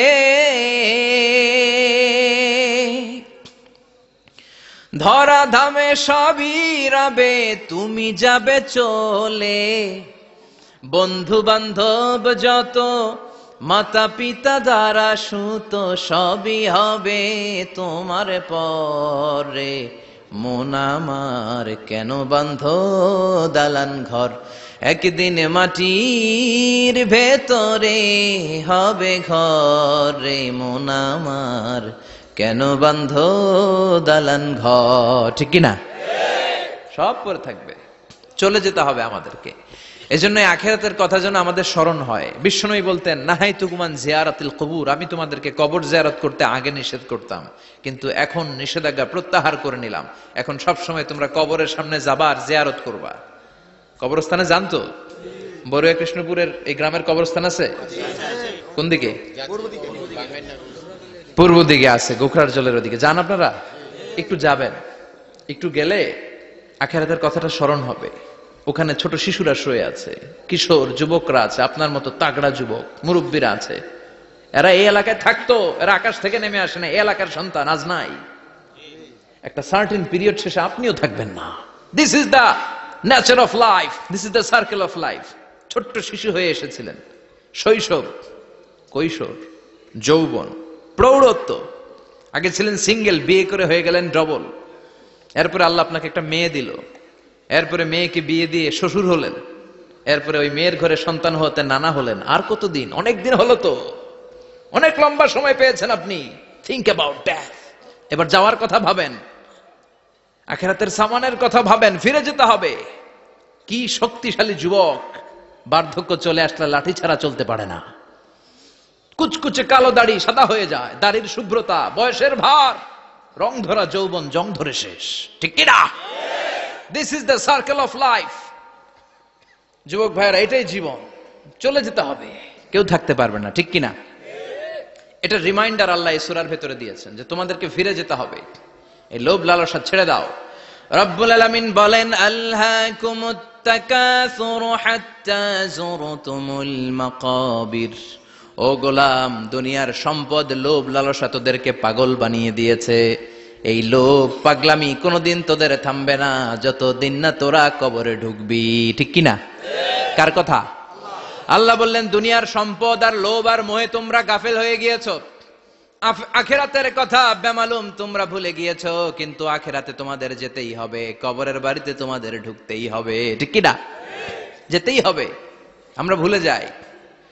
আলহাকুমুত তাকাসুর, অতিরিক্ত পাওয়ার লোভ, বেশি বেশি খাওয়ার লোভ, বেশি বেশি জমানোর লোভ মানুষকে গাফেল বানিয়ে দিয়েছে। এটা মানুষের স্বভাব। আরো চাই, আরো চাই, এই স্বভাবটা আছে না নাই? দেখবেন ছোট বাচ্চারা মসজিদের দোয়া অনুষ্ঠান শেষে জিলাপি দেয় না? বড়ুয়া কৃষ্ণপুর কি দেয়? আগে বাতাসা দিত না, এখন কি দেয়? জিলাপি দেয়, মিষ্টি দেয়। তো মসজিদের 2-3 গেট থেকে যদি দেয়, ছোট বাচ্চারা দেখবেন এদিক দিয়ে কয়েকটা নিয়ে আবার ওই গেটে লাইন ধরে। ওর হাত হলো ছোট হাত, ওর হাত ভর্তি জিলাপি, আর নেওয়ার জায়গা না, এরপর আরেক জায়গায় লাইন ধরছে। আরো লাগবে, আরো লাগবে, এই আরো আরো আরো চাই। এই স্বভাবটাই মানুষকে কুড়ে কুড়ে শেষ করে দিয়েছে। এত লাগবে কেন তোমার? চাহিদার কোনো শেষ নাই। Unlimited demand of human being. যার আছে বেশি তার চাই বেশি। যার সাইকেল আছে তার হুন্ডা চাই, হুন্ডা আছে তো প্রাইভেট কার চাই, প্রাইভেট কার আছে তো প্লেন চাই, প্লেন আছে তো হেলিকপ্টার চাই, হেলিকপ্টার আছে তো ওইটা চাই, ওইটা আছে তো সেটা চাই, ঠিক কিনা? এলাকার মেম্বার যে হয়েছে চেয়ারম্যান হতে চায়, আছে না নাই? চেয়ারম্যান সাহেব এমপি হতে চায়, আছে না নাই? এমপি সাহেব মন্ত্রী হতে চায়, আছে না নাই? মন্ত্রী সাহেব প্রধানমন্ত্রী হতে চায়, আছে না নাই? কিন্তু এই দেশে সুযোগ নাই। কথা কন। এই দেশে প্রধানমন্ত্রী সিলেক্টেড। 2-3 জনের বাইরে কেউ প্রধানমন্ত্রী হইতে পারবি না, ঠিক কিনা? আমার এই জীবনে তো আমি 2-3 জনেরই দেখলাম। বেগম খালেদা জিয়া, মাননীয় প্রধানমন্ত্রী শেখ হাসিনার ছোট্টবেলা দেখেছি এরশাদকে, আমরা তখন ছোট। তো মানুষের চাহিদার কোনো শেষ নাই, যার আছে বেশি তার চাই বেশি। এজন্য বিষ্ণু বলেছেন, উনজুরু ইলা মান হুয়া আসফালা মিন, তোমার চেয়ে যে খারাপ আছে ওর দিকে তাকাও। ওয়ালা তানজুর মান হুয়া আ'লা মিন, তোমার চেয়ে যে ভালো আছে ওর দিকে তাকায়ও না, তোমার চেয়ে যে খারাপ অবস্থানে আছে ওর দিকে তাকাও। অনেকে নিজের অবস্থান নিয়ে সুখী না, এরকম আছে না নাই? আল্লাহ আমার এটা দিল না রে, ওইটা দিল না রে, পাইলাম না রে, কিচ্ছু হয় না, কি করব জীবনে, হতাশ। আসলে আছে কিন্তু অনেক, কিন্তু শুকরিয়া নাই, ডাকাত, ঠিক কিনা? নিজের অবস্থান নিয়ে সুখী না, কিন্তু অনেক লোক আছে তারা আপনার অবস্থানে পৌঁছতে চায়। তাদের দিকে তাকিয়ে দেখেন, আপনি যে অবস্থানে আছেন এই অবস্থানে পৌঁছাটা অনেকের কাছে স্বপ্ন। তারা প্রতিনিয়ত সংগ্রাম আর স্ট্রাগল করে যাচ্ছে আপনার অবস্থানে পৌঁছতে, আর আপনি এটা নিয়ে সন্তুষ্ট না। শেখ সাদির নাম শুনেছেন? বালাগাল উলা কাশাফাত দুজা, এই কবিতাটার রচয়িতা ইরানের বিখ্যাত এক কবি। উনি একবার আর্থিক সমস্যার মধ্যে দিয়ে সময় কাটাচ্ছেন, টাকা নাই, পয়সা নাই, পায়ে দেওয়ার মতো জুতা নাই। উনি খুব দুঃখ পেলেন, হায় রে, আমি ইরানের এত বড় কবি, আমার পায়ে দেওয়ার মতো জুতা নাই। দুঃখ ভরা মন নিয়ে রাস্তায় হাঁটতে বেরোলেন। হাঁটতে হাঁটতে হঠাৎ দেখলেন একটা লোক শুয়ে শুয়ে কাঁদছে, ওই লোকটার দুইটা পাই নাই, পাই নাই। উনি সেজদায় পড়ে গেলেন, আল্লাহর কাছে ক্ষমা চাইলেন, আল্লাহ অনেক দিয়েছো, শুকর আলহামদুলিল্লাহ। এজন্য যেই পরিস্থিতিতেই থাকি না কেন আমরা কি পড়বো? জোরে বলেন, কি পড়বো? এজন্য আল কানাতু মিনাল ইসলাম, অল্পে তুষ্ট থাকার নাম হলো ইসলাম। সম্পদ লাগবে কিন্তু সম্পদের পাহাড় লাগবে না, ঠিক কি না? অল্প খান, অল্প পড়েন, অল্প জামান, অল্পের ভেতরে বরকত ঢুকায়া দিছে কে? দেখবেন যাদের সম্পদ অল্প তারা সুখী বেশি। জরিপে এটা দেখা গিয়েছে, অনেক সার্ভেতে এটা এসেছে, যারা সম্পদশালী এরা দুঃখী বেশি, এদের দুঃখ বেশি, টেনশন বেশি। খুব স্বাভাবিক, টাকা যার বেশি রোগ তার বেশি, টাকা যার বেশি টেনশন তার বেশি, টাকা যার বেশি ঘরে শান্তি তার কম। আছে না নাই? ঘরের ভেতরে অশান্তি, ছেলে কথা শোনে না, ছেলে টানে গাঞ্জা, মেয়ে করে পরকিয়া। আছে না নাই? স্ত্রী কথা শোনে না, ভালোবাসা নাই, ঘরটা জাহান্নামের টুকরা। রোগ বালাই, এক একটা হসপিটাল বিল পরিশোধ করতে মাসে 5 লাখ 10 লাখ। আছে না নাই? কিছু খেতে পারে না, ডাক্তার একেবারে ডায়েট মেনু বেঁধে দিয়েছে। ডায়েট, ভেরি ডায়েট মেনু, এটা এটা এটা এটা কিছুই খাবেন না, শুধু গরু খাবেন না, খাসি খাবেন না, চিংড়ি খাবেন না, খালি ঘাস খাবেন। ইচ্ছে মতো ঘাস খাবেন, মানে ঘাস জাতীয় যত আইটেম আছে সব খাবেন, শাক খাবেন, সবজি খাবেন, সালাদ খাবেন। গরু, চিংড়ি, মুরগি, গোশত, ইলিশ কিছু খেতে পারে না। তাহলে রোগ বেশি, খাওয়ার মজা নাই, ঘরে সাংসারিক শান্তি নাই, খালি ব্যারাম আর ব্যারাম, ঠিক কিনা? কিন্তু সম্পদের পাহাড় ঘটেছে। আর অল্প যারা খায়, অল্প পড়ে, রিক্সাওয়ালা, কুলিওয়ালা, অল্প বেতনের চাকরি, কিন্তু হক হালালি মেনে চলে, দেখবেন শান্তি আছে অনেক। হ্যাঁ, বাসা ভাড়া দেয়, ফ্যামিলি চালায়, বাচ্চাদের স্কুল বিল, এরপরও মাস শেষে 1-2 হাজার টাকা হাতে থেকে যায়। আর ওর প্রতি মাসে 10 কোটি টাকা ইনকাম, তারপরও ব্যাংকের ঋণ আছে না নাই? সুখ কারে বলে? কিভাবে আপনি সুখকে ডিফাইন করবেন? সুখ তো টাকায় কিনা যায় না, শান্তি টাকা দিয়ে হয় না, শান্তি দেওয়ার মালিক কে? শান্তি আছে অল্প খেয়ে শুকর করার মধ্যে, শান্তি আছে আলহামদুলিল্লাহর মধ্যে। চিল্লায় বলেন ঠিক কিনা? এজন্য অল্প খাবো, অল্প পড়বো, অল্প জামাবো, অল্পের ভেতরে বরকত দিয়েছে কে? দেখেন, ধনী ভাইরা খেতে পারে না, কিন্তু রিক্সাওয়ালার কি সমস্যা হয়? রিক্সাওয়ালারা সব খেতে পারে। কুলিওয়ালা, দিনমজুর, এরা একেবারে স্লিম সুঠাম দেহি, মেদহীন পেট, পেটে কোনো মেদ নাই, ভুড়ি নাই। আর কুটিপতিদের মেদ আছে না নাই? এত বড় বড় পেট, ঠিক কিনা? আমাদেরও পেট আছে, তবে হালাল পেট, এটা হারাম টাকা দিয়ে এই ভুড়ি বানাই নাই আমরা। চিল্লায় বলেন ঠিক কিনা? রিক্সাওয়ালা, কুলিওয়ালা নিজেও নামাজ পড়ে, বউও নামাজ পড়ে, বাচ্চাটাও নামাজ পড়ে, রিক্সা চালায় আর জিকির করে লা ইলাহা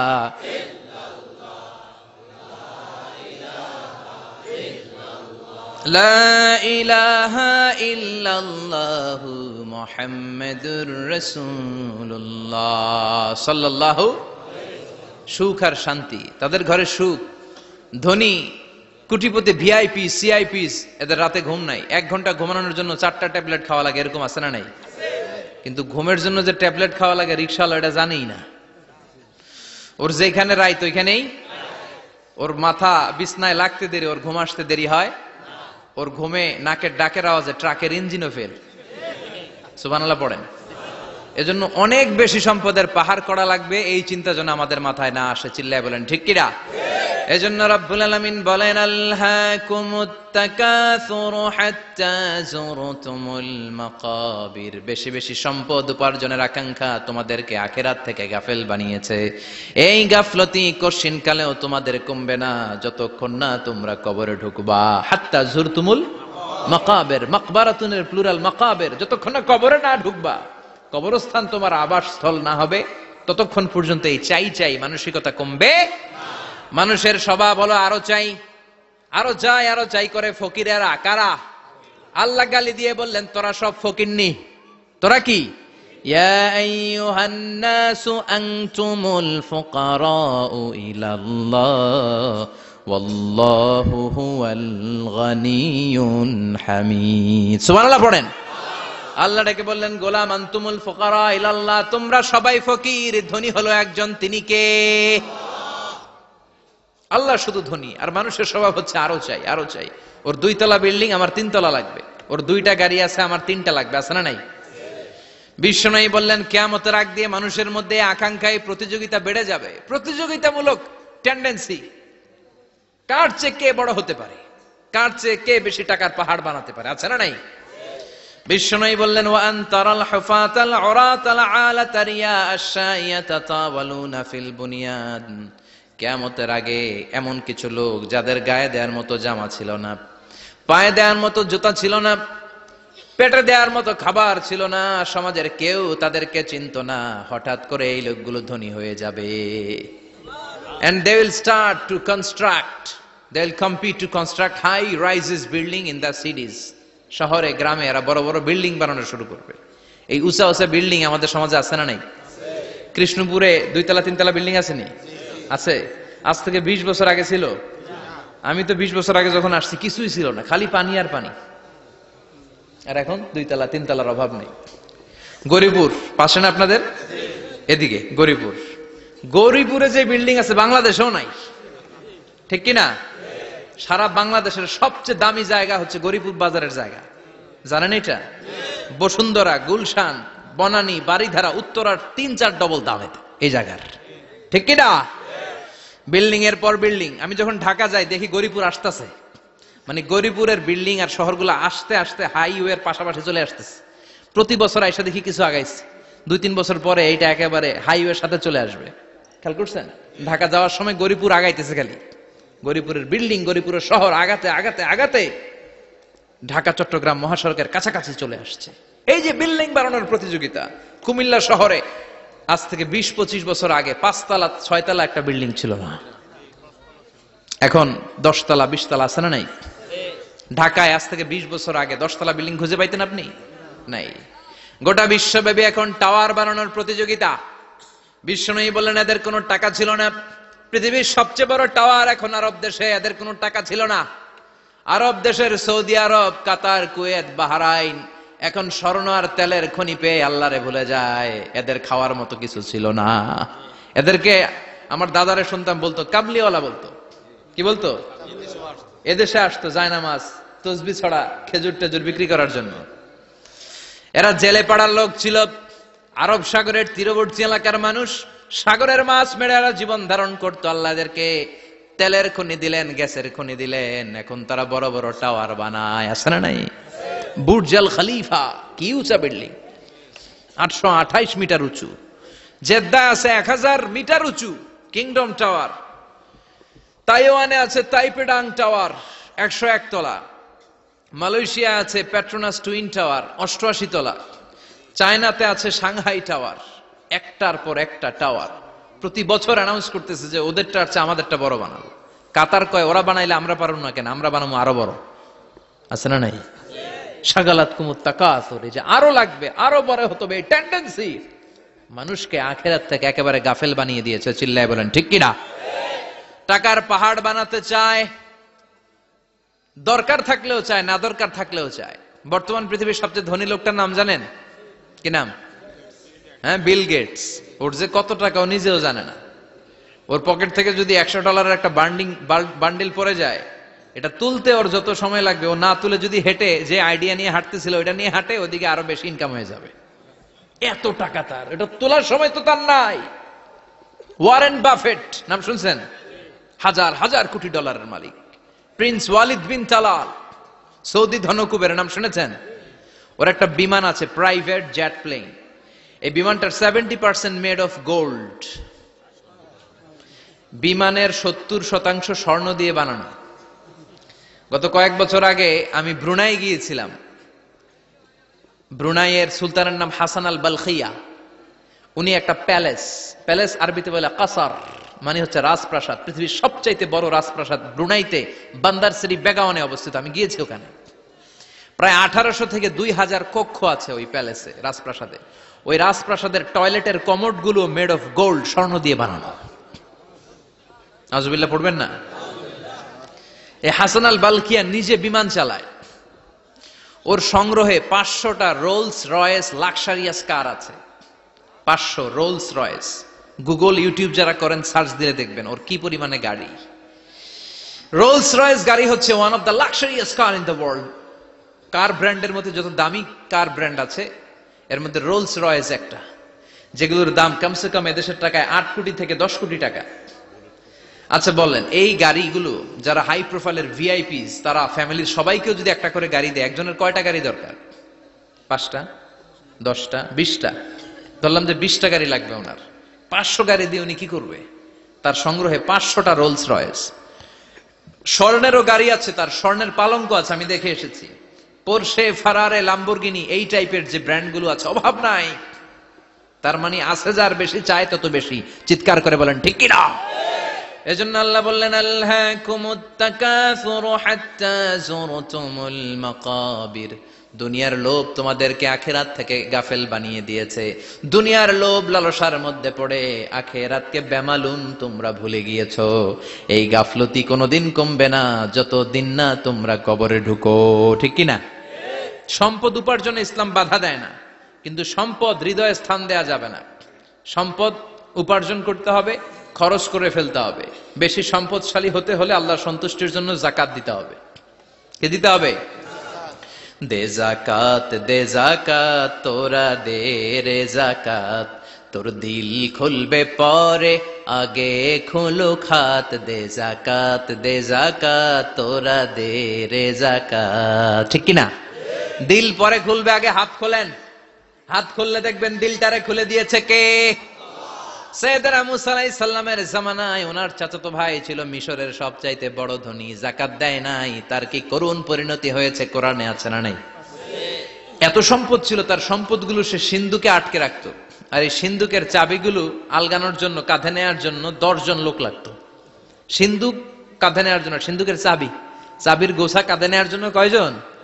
তাহলে কি পরিমাণ সম্পদ ছিল? সাইয়েদনা মুসা বললেন, সম্পদের মালিক তুই হস নাই, আল্লাহ বানাইছে। কারণ বলে, ইন্নামা উতিতুহু আলা ইলমিন ইনদি, আল্লাহ আমারে সম্পদ দেয় নাই, আমি আমার মেধা খাটিয়ে সম্পদ বানিয়েছি। যাকাত আমি দিব না। মুসা বললেন, তাহলে আযাবে পড়বি। কারণ কয় পারলে আযাবান, পারলে আযাবান। আল্লাহ বললেন, ফাখাসাফনা বিহি ওয়া বিদারহিল আরদ। ও মুসা, নিরাপদ দূরত্বে চলে যাও, এখনই ভয়ঙ্কর ভূমিকম্প হবে, আযাব দেব। কারণ সহ কারণের সব সম্পদ আমি জমিনের ভেতরে ঢুকায়া দেব। আমি নিজে কারণের বাড়ি দেখে এসেছি। মিশরের রাজধানী কায়রো থেকে প্রায় 150 কিলো দূর একটা জেলা আছে, ফায়ুম জেলা। ওইখানে কারুনকে আল্লাহ তার সব সম্পত্তি সহ মাটিতে দাবিয়ে দিয়েছেন। দাবাতে দাবাতে হাঁটু পর্যন্ত যখন কারুন জমিনে দেবে যায়, ভাবছে উঠে যাবে। কোমর পর্যন্ত যখন মাটির মধ্যে দেবে যায়, ভাবছে উঠতে পারবে। গলা পর্যন্ত যখন দেবে যায়, হাত তুইলা কয় আমি ঈমান আনলাম। ও মুসা, সব সম্পদ তোর আর তোর আল্লাহর, লইয়া যা, খালি আমারে বাঁচা, আমারে। সব গাদ্দারদের একই পরিণতি। ফেরাউনরেও যখন আল্লাহ লোহিত সাগরে পানি খাওয়াতে খাওয়াতে পেটটা এত বড়, হাত তুইলা কয় আনা মিনাল মুসলিমিন, আমি মুসলমান, আমি ভালো মানুষ। আল্লাহর কোরআন সাক্ষী, সে বলেছে আনা মিনাল। বনি ইসরাইলরা যে আল্লাহরে মানে, আমিও তারে মানি, আমিও আল্লাহর দলের একনিষ্ঠ কর্মী। আর পানি খাইতে পারি না, আল্লাহ বাঁচাও। আল্লাহ কয় আরো খা। শেষ, ফেরাউন শেষ, নমরুদ শেষ, কারুন শেষ। পুরো সম্পদ সহ আল্লাহ কারুনকে জামিনের ভেতরে দাবিয়ে দিলেন। এজন্য সম্পদ যাদের বেশি, যাকাত দেওয়ার দরকার আছে না নাই? দারিদ্রতা বিমোচনের জন্য যাকাত দিবেন। যাকাতের শাড়ি, লুঙ্গি এইভাবে না। অনেকে কিন্তু দেয় জাকাতের শাড়ি, জাকাতের লুঙ্গি, জাকাতের গামছা, এরকম ডাকাইত আছে না নাই? বাংলাদেশে এমনও হয়েছে, জাকাতের শাড়ি দিবে বলে সে পত্রিকায় নিউজ করেছে, আর ওই শাড়ি আনার জন্য শাড়ি দিবে 5000, মানুষ এসেছে 5 লক্ষ। পদপৃষ্ঠ হয়ে 11 জন নারী এক জায়গায় মারা গিয়েছে। কিয়ামতের দিন আল্লাহ বিচারের কাঠগড়ায় এই বিজনেস ম্যাগনেটকে দাঁড়িয়ে সেদিন জিজ্ঞাসা করবে যে কেন তুই এদেরকে কষ্ট দিয়েছিলি? চিল্লা এখন ঠিক কিনা? এদের মৃত্যুর দায়ভার এই শিল্পপতি এড়াতে পারবে না। জাকাতের শাড়ি, জাকাতের লুঙ্গি বিতরণের জন্য আল্লাহ তোমারে ধনী বানায় নাই। ধনীদের দায়িত্ব হলো গরিবের হাতে সম্পদ পৌঁছে দেয়া। ওয়া ফি আমওয়ালিহিম হাক্কুন লিসাইলি ওয়াল মাহরুম। গরিব আমার কাছ থেকে সম্পদ আর যাকাত নিয়ে সে আমার প্রতি করুণা করেছে। আমি যাকাত দেই বলে আমি কোনো দয়া দেখাই নাই। কথা বুঝতে পেরেছেন? আইডিয়াটা ক্লিয়ার করে নেন। যাকাত দেয়া আমার জন্য কি? কথা বলেন। ফরজ। আর যে যাকাত নেয় তার জন্য যাকাত খাওয়া কি ফরজ? আমি গরিব মানুষ, আমি যাকাত খাবো না, না খাইয়া থাকুন, রোজা রাখুন। কথা কন। আমার যে যাকাত নেওয়া লাগবে এমন কোনো কথা নাই, কিন্তু আমি যে ধনী আমার দিতেই হবে, এটা ফরজ। তার মানে আমি দিয়ে আমি দয়া করি নাই, ও নিয়ে আমারে বাঁচাইয়া দয়া করে গেছে। চিৎকার করে বলো ঠিক কিনা? ইসলাম বলে রাস্তার এক পাশে পাঁচতলা আর এক পাশে গাছতলা, এটার নাম ইসলাম না। খেটে খাওয়া মানুষ, সুবিধা বঞ্চিত মানুষদের দ্বারে যে তুমি যাকাতের টাকা পৌঁছে দাও। যাকাতকে ফরজ করা হয়েছে দারিদ্রতা বিমোচনের জন্য। আপনি শাড়ি লুঙ্গি দিলে কি হবে? ওরে শাড়ি দিচ্ছেন দুপুরে, রাত্রেবেলা ও আরেক জায়গায় লাইন ধরে আছে, বিরিয়ানির প্যাকেট দিতেছে ওইখানে। কথা কোন? সারাটা বছর ও যাকাতের টাকা নেবে, ওর কিচ্ছু হবে না। বরং এমন কিছু তাকে করে দিতে হবে যেটা দিয়ে সে ফ্যামিলি লিড করতে পারে। একটা সিএনজি কিনে দেন, ওই ফ্যামিলিতে কোনো যুবক থাকলে সিএনজি চালায়া, অটো চালায়া ফ্যামিলিটারে চালাবে। একটা টঙের দোকান করে দেন, চায়ের দোকান, চা বিক্রি করে ফ্যামিলিটারে চালাবে। অস্ট্রেলিয়ান একটা গাই কিনে দেন, গরুর দুধ বিক্রি করে তার ফ্যামিলি চলবে। কিংবা মাছের একটা খামার করে দেন, মুরগির খামার করে দেন, ঠিক কিনা? ওমরে ফারুক বলতেন এমন ভাবে যাকাত দাও যাতে করে যাকে যাকাত দিয়েছে জীবনে কোনোদিন সেজন্য আর কারো কাছে যে হাত পেতে যাকাতের জন্য দাঁড়িয়ে না থাকে। এই বিধানটা কার? এজন্য আল্লাহ বললেন আলহাকুমুত তাকাসুরু হাত্তা যুরতুমুল মাকাবির। দুনিয়ার লোভ লালসা তোমাদের কমবে না যতদিন না তোমরা কবরে ঢুকো। কার কথা? চিল্লায় বলেন কার? এজন্য দুনিয়ার প্রতি যে আমাদের লোভ, এটা কি বাড়াইতে হবে না কমাইতে হবে? এই দুনিয়ার জীবন এটা ক্ষণিকের। আমাল হায়াতুদ দুনিয়া ইল্লা মাতাউল গুরুর। এটা ভোগের সামগ্রী, আজ আছে কাল না, এটা হাতের ময়লা। দুনিয়ার এই জীবনের দৃষ্টান্ত হচ্ছে 4টা স্বর্ণের টুকরা আর 3টা লাশের মতো। স্বর্ণের টুকরা 4টা, চিৎকার করে বলেন তো কয়টা? লাশ 3টা, জোরে বলেন কয়টা? অনেক অনেক আগের যুগের 3 জন যুবক জীবিকার তাগিদে তারা বের হয়েছে কর্মসংস্থান করে খাবে। পথিমধ্যে তারা গুপ্তধন পেয়েছে, স্বর্ণের বার পেয়েছে, তো বড় বড় 4টা পেয়ে তারা মহা খুশি। আমাদের আর কাজ করা লাগবে না, এগুলো বেচে আজীবন খাবো, সুখে থাকবো। তো 3 জন মিলে বলল 4টা স্বর্ণের টুকরা 3 জনের মধ্যে ভাগ করে দেওয়ার আগে একজন এক কাজ কর, বাজার থেকে কিছু রুটি নিয়ে আয়, খুব ক্ষুধা লেগেছে, খেয়ে নেই। একজন রে রুটি আনতে পাঠিয়ে 2 জন মিলে ভাবে ওইটারে যদি মেরে ফেলতে পারি তাহলে তো তোর আর আমার মধ্যে কোনো ঝামেলা নাই। স্বর্ণের টুকরা কয়টা? তুই নিবি 2টা, আমি নেব 2টা। আর যেটারে রুটি আনতে পাঠাইছে ওইটা মনে মনে ভাবতেছে রুটির মধ্যে বিষ মিশাই নিয়ে যাব। কি মিশাবো? বিষ খাইয়া ওইটা শেষ, সবগুলো আমার। তো বিষ মিশাই নিয়ে আসছে, আর আগের পরিকল্পনা অনুযায়ী এই 2 জন মিলে তাকে নৃশংসভাবে হত্যা করেছে। হত্যার পরে কয় প্রচন্ড ক্ষুধা লাগছে, ল আগে খায়া লই। 2 জন মিলে বাজার থেকে আনা বিষ মাখানো রুটি খেয়ে ওই 2টাও শেষ। স্বর্ণের জায়গায় স্বর্ণ পড়ে আছে, স্বর্ণগুলো নেয়ার মতো মানুষ আর নাই, ঠিক কিনা? এজন্য মানুষের এই চাহিদা কমবে না। বিশ্বনবী বলেন লাউ আন্না লিকুল্লি ইবনে আদম ওয়াদিয়ান মিন যাহাব আহাব্বা আই ইয়াকুনা ইলাইহি ওয়াদিয়ান। আল্লাহ প্রত্যেককে, আমাদের প্রত্যেককে যদি একটা করে স্বর্ণের পাহাড়ের মালিক বানিয়ে দেয়। কয়টা করে পাহাড় দেখছেন কোনদিন? কই দেখছেন? চিটাং গেছিলেন? এই চট্টগ্রামে গেলে দেখা যায় কি পাহাড়। এই একটা পাহাড় স্বর্ণের, এক একটা স্বর্ণের পাহাড়ের মালিক যদি আমাদের এক একজনকে বানায় দেয়া হয়, এরপর আমরা চাবো আরেকটা স্বর্ণের পাহাড়ের মালিক কেমন করে হওয়া যায়। আচ্ছা বলেন তো, একটা স্বর্ণের পাহাড় আমার 14 পুরুষ বিক্রি করে খাইলো শেষ করতে পারবো এটা? তো আরেকটা কেন লাগবে আমার? ওয়ালাই আমলা আফাহু ইল্লা তুরাব। বিষ্ণু বলেন কবরের মাটি যতক্ষণ না তোর মুখে না ঢুকবে তোর এই চাওয়া চাওয়া খাই খাই স্বভাব বন্ধ হবে না। এজন্য আল্লাহ বললেন আলহাকুমুত তাকাসুরু হাত্তা যুরতুমুল মাকাবির। দুনিয়া তোমাদেরকে গাফেল বানিয়ে দিয়েছে, গাফলতি কমবে না যতদিন না কবরে ঢুকো। কবরে ঢুকা লাগবে, কবরে ঢুকা লাগবে না? কবরে আমাদেরকে যেতেই হবে, যেখানেই থাকেন। কবরের প্রশ্ন আছে না নাই?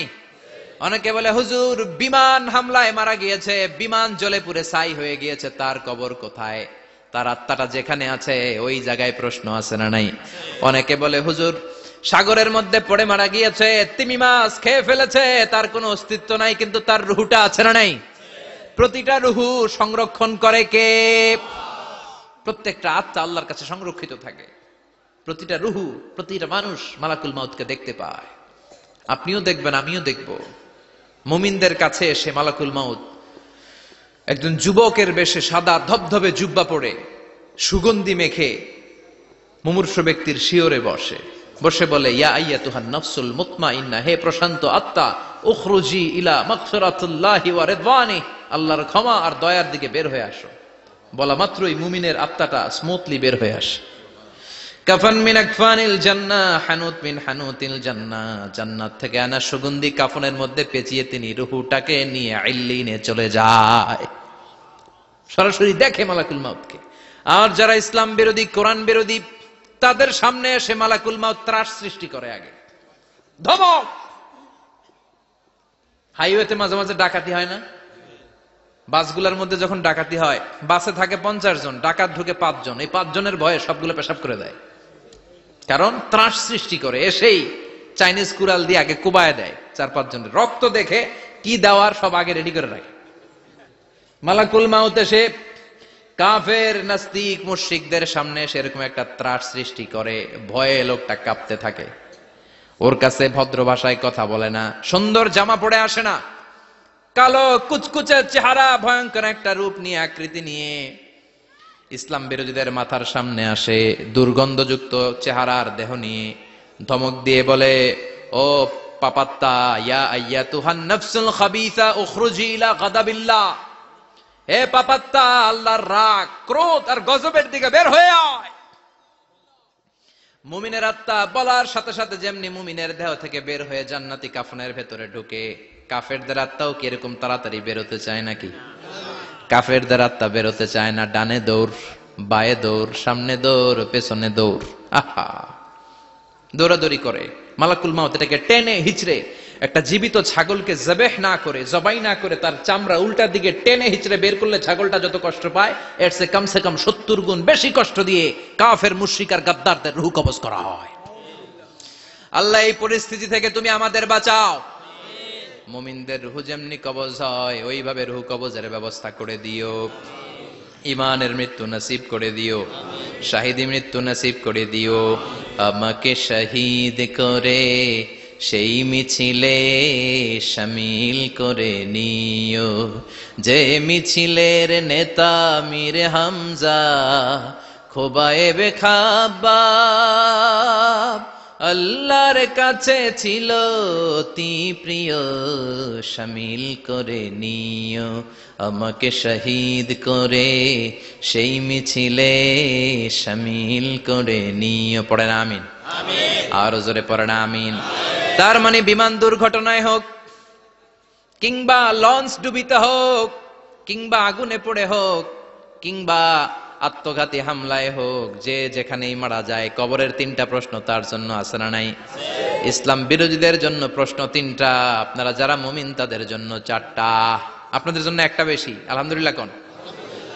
কবরে এসে প্রথম প্রশ্ন করবে, মুনকার নাকির যখন চলে আসবে, 40 কদম যখন আত্মীয় স্বজনরা লাশটাকে কবরের মধ্যে দিয়ে 40 কদম চলে যায়, তখনই ফেরেশতা চলে আসে। আহা, শেষ, সব শেষ। এসেই পরীক্ষা শুরু। মার রব্বুক, তোর রবের নাম কি? চিল্লায় বলেন, আমাদের রবের নাম কি? আমরা বলবো রব্বি আল্লাহ, আল্লাহ আমারে রব। দমে দমে তনু মনে তারি অনুভব। পড়েন, আল্লাহ আমারে রব। তোমার দুনিয়াতে আমি যেদিকে তাকাই, অথই নিয়ামতে ডুবে আছি সবাই। পাখ পাখালির গানে শুনি তাসবিহ কলরব, তাসবিহ কলরব, আল্লাহ আমারে রব। প্রথম প্রশ্ন, তোমার রব কে? আমরা বলবো আমাদের রব আল্লাহ। দ্বিতীয় প্রশ্ন, ওমা দীনুক, তোমার ধর্মের নাম কি? আমরা কি বলবো? তৃতীয় প্রশ্ন, বিশ্বনবীর চেহারা দেখিয়ে বলা হবে, আতারিফু হাযার রাজুল, এই লোকটারে চিনো নাকি? আমরা বলবো চিনি আমাদের প্রাণের নবী, ঠিক কিনা? চাঁদের চেয়ে সুন্দর তুমি নবী আমার কমলিহিওয়ালা, দু জাহানের বাদশা তুমি প্যারা নবী সাল্লে আলা, চাঁদের চেয়ে সুন্দর তুমি নবী আমার কমলিহিওয়ালা, ঠিক কিনা? তিনটা প্রশ্নের যথাযথ উত্তর যখন দিয়ে দিলেন, আপনার জন্য অতিরিক্ত আরেকটা প্রশ্ন করা হবে, ওয়ামা ইলমুক, তোমার নলেজ কি? তিনটা প্রশ্নের উত্তর যে তুমি করতে পারলা, কিভাবে পারলা, কেমনে জানলা? নকল করে বলছো নাকি জেনে বুঝে আসছো? নকল হয় না? এখন তো পরীক্ষা চলতেছে বোধহয়। কি পরীক্ষা? এসএসসি পরীক্ষা। নকল হয়? কৃষ্ণপুরে নকল নাই না? এখন মনে হয় এগুলো একটু কমছে। একটা সময় ছিল অনেক নকল হইতো। পাঞ্জাবের ভিতরে নকল, পকেটে নকল, টুপির ভিতরে নকল, মৌজার ভিতরেও নকল। এমনকি মেয়েরাও নকল করে পরীক্ষার হলে আসে না নাই? স্কেলের মধ্যে লিখে নিয়ে যায়, হাতের মধ্যে লিখে নিয়ে যায়, ওড়নায় লিখে নিয়ে যায়, কাপড়ে লিখে নিয়ে যায়, আসে না নাই? ফেরেশতারা বলবে নকল করছো নাকি? কেমনে জানলা? তিনটা প্রশ্নের উত্তর তুমি কেমনে বললা? আল্লাহ তোমার রব, ইসলাম তোমার ধর্ম, এই লোকটা বিশ্বনবী, কেমনে চিনলা? আপনাকে তখন বলতে হবে আমি কোরআন থেকে শিখেছি, আমি হাদিস থেকে শিখেছি, আমি ইসলাম জেনে বুঝে মেনেছি, আমি আন্দাজে কোথাও ঘুরি নাই। চিল্লা এখন ঠিক কিনা? আপনাকে বলতে হবে। এজন্য শিখতে হবে, প্রতিনিয়ত ইসলাম সম্পর্কে জানতে হবে, আখের গোছাতে হবে, জীবনটাকে আলোকিত করতে হবে। চিল্লায় বলেন ঠিক কিনা? চারটা প্রশ্নই যখন হয়ে গেল, ফেরেশতারা বলবে আহলান ওয়া সাহলান ওয়া মারহাবান বিক, খোশামদেদ, কংগ্রাচুলেশন, খোশামদেদ, কংগ্রাচুলেশন। সব প্রশ্নের উত্তর তুমি পেরেছো। ফায়ুফসাহু লাহু কবরুহু ৭০ যিরান, আপনার কবরটারে ৭০ হাত লম্বা করে দেয়া হবে। ওয়া ইফতাহু লাহু বাবুন ইলাল জান্নাহ, আপনার কবর থেকে জান্নাতের দিকে দরজা খুলে দেয়া হবে। ওয়া ইউলবাসু মিন লিবাসি আহলিল জান্নাহ, জান্নাতের দুইটা রেশমি কাপড়ের পোশাক এনে আপনারে পরিয়ে দেয়া হবে। আর বলা হবে নাম কানাউ মিলা আরুস, ঘুমাও, sleep, you should get some sleep now, তোমাকে লম্বা সময় পাড়ে দিতে হবে, ঘুমাও। কানাউ মিলা আরুস, যেমনি বর বাসর রাতে আরামসে ঘুম দেয়, বাসর রাতে যেমনি বর কনেকে নিয়ে মধুর ঘুম দেয়, তুমিও ঘুমাও, কেউ তোমার ঘুম ভাঙবে না। মালাক ইসরাফিলের, কিয়ামতের জন্য ইসরাফিলের সিংহায় যে ফুৎকার আছে, ওই ফুৎকার ছাড়া কোনো কিছুই তোমার ঘুম ভাঙাতে পারবে না। আলহামদুলিল্লাহ পড়েন। আল্লাহ আমরাও যেন চারটা প্রশ্নের উত্তর দিয়ে লম্বা একটা ঘুম দিতে পারি, পড়ে না আমিন। ওয়াম্মাল কাফির ওয়া আহলুশ শিমাল, আর ইসলাম বিরোধী যারা, তাদের সামনে আসবে মালাকান আসওয়াদান আজরাকান, কৃষ্ণ বর্ণের দেহ, নীলাভ বর্ণের দুটো চোখ, গায়ের রং কালো, চোখের রং নীল। দেখতে কেমন লাগে? আলিফ লাইলার ভূতের মতো। কথা কন। গায়ের রং কালো, চোখের রং নীল। ফেরেশতা দুইটা আসবে, এসে ত্রাস সৃষ্টি করবে, এসে বলবে বল তোর রবের নাম কি? মার রব্বুক। ইসলাম বিরোধী মুশরিক, কাফের, নাস্তিক এরা বলবে আমি জানি না আমার রবকে, আমি জানি না, আমি তো আজীবন শুধু চেয়ার করেছি, মদ খেয়েছি, আমি ধর্ষণে সেঞ্চুরি করেছি দুনিয়ার বুকে, আমি টেন্ডারবাজি করেছি, চাঁদাবাজি করেছি, আমি মাস্তানি করেছি, আমার দাপটে এলাকার ইসলাম প্রিয়রা বাসায় ঘুমাতে পারে না। আমি ছিলাম টেন্ডারবাজ, আমি ছিলাম গডফাদার, সন্ত্রাসীদের লিডার, আমি ছিলাম ডন 1 2 3 সব, আমি ছিলাম ডনের ডন, আমি ছিলাম মাস্তান, রংবাজ, রব টপ কি আমি তো জানি না। লাদ্রি লাদ্রি, আমার জিজ্ঞেস করো না। আবার প্রশ্ন করা হবে ওয়ামা দীনুক, তোর ধর্মের নাম কি? বলবে লা আদরি, আমার কোনো ধর্ম নাই, আমার কোনো ধর্ম নাই, আমি শুধু মৌজ মাস্তিতে ছিলাম, আমি আনন্দ ফুর্তি করেছি, ইসলাম নিয়ে আমার মাথা ব্যথা ছিল না, আজীবন ইসলামরে আমি বাস দিয়েছি। চিল্লায় বলেন ঠিক কিনা? ইসলাম বিরোধীদের সাথে ছিল আমার চলাফেরা, আমার সব সাঙ্গপাঙ্গ ছিল গুন্ডা, বদমাশ, ইসলাম বিরোধী। রব কি, ইসলাম কি, এগুলো আমি জানি না, আমার এগুলো জিজ্ঞেস করো কেন? ধর্ম কি আমি জানি না, আমি কিচ্ছু মনে করতে পারছি না। 3 নাম্বার প্রশ্ন করা হবে আচ্ছা আরিফু হাদার রাজুল, দেখো তো এই লোকটারে চিনো কিনা? কয় না, চিনি না, তবে মনে হয় এই লোকটারে দুনিয়ার বুকে আমি গালি দিতাম, এই লোকটার বিরোধিতা করতাম, ব্লগের মধ্যে এই লোকটার ব্যাপারে কুৎসা রটনা করতাম, এই লোকটার কার্টুন বানিয়ে আমি হিংসা ছড়িয়ে দিতাম, এই লোকটার ব্যাপারে আমি এলাকার মধ্যে অপপ্রচার চালাতাম। ফেরেশতারা বলবে তাই, এই ছিল তোর ডিউটি, দাঁড়া এখনই আমাদের খেলা শুরু, এখনই শুরু। ফায়ুতরাকু বিমাতারিকা মিন হাদিদ, লোহার একটা হাতুড়ি দিয়ে মাথা থেকে পা পর্যন্ত পিটানো হবে, পিটিয়ে ওর গোশতর হাড্ডিগুলোকে থেতলে ফেলা হবে। ওয়ায়ুকালু লিল আরদি ইলতাইমি, কবরের দুই পাশের মাটিরে বলা হবে এবার দুই দিক থেকে তোরা চাপ দে, চাপ দেয়া হবে, ধাক্কা ধাক্কি করেও সে সুবিধা করতে পারবে না, মাটি আস্তে আস্তে আস্তে আস্তে দেহের দুই দিকে লেগে এমন জোরে দুইটা চাপ দিবে, ফাতাখতালিফা আদলাউহু, তার ডান পাশের পাজরের হাড্ডি বাম দিকে ঢুকে যাবে, বাম দিকের হাড্ডি ডানে চলে যাবে। বিশ্বনবী বললেন এই হাতুড়ি দিয়ে পিটানোর শাস্তি, কবরের চাপ দেওয়ার শাস্তি চলতেই থাকবে হাত্তাল কিয়ামা, কিয়ামত পর্যন্ত।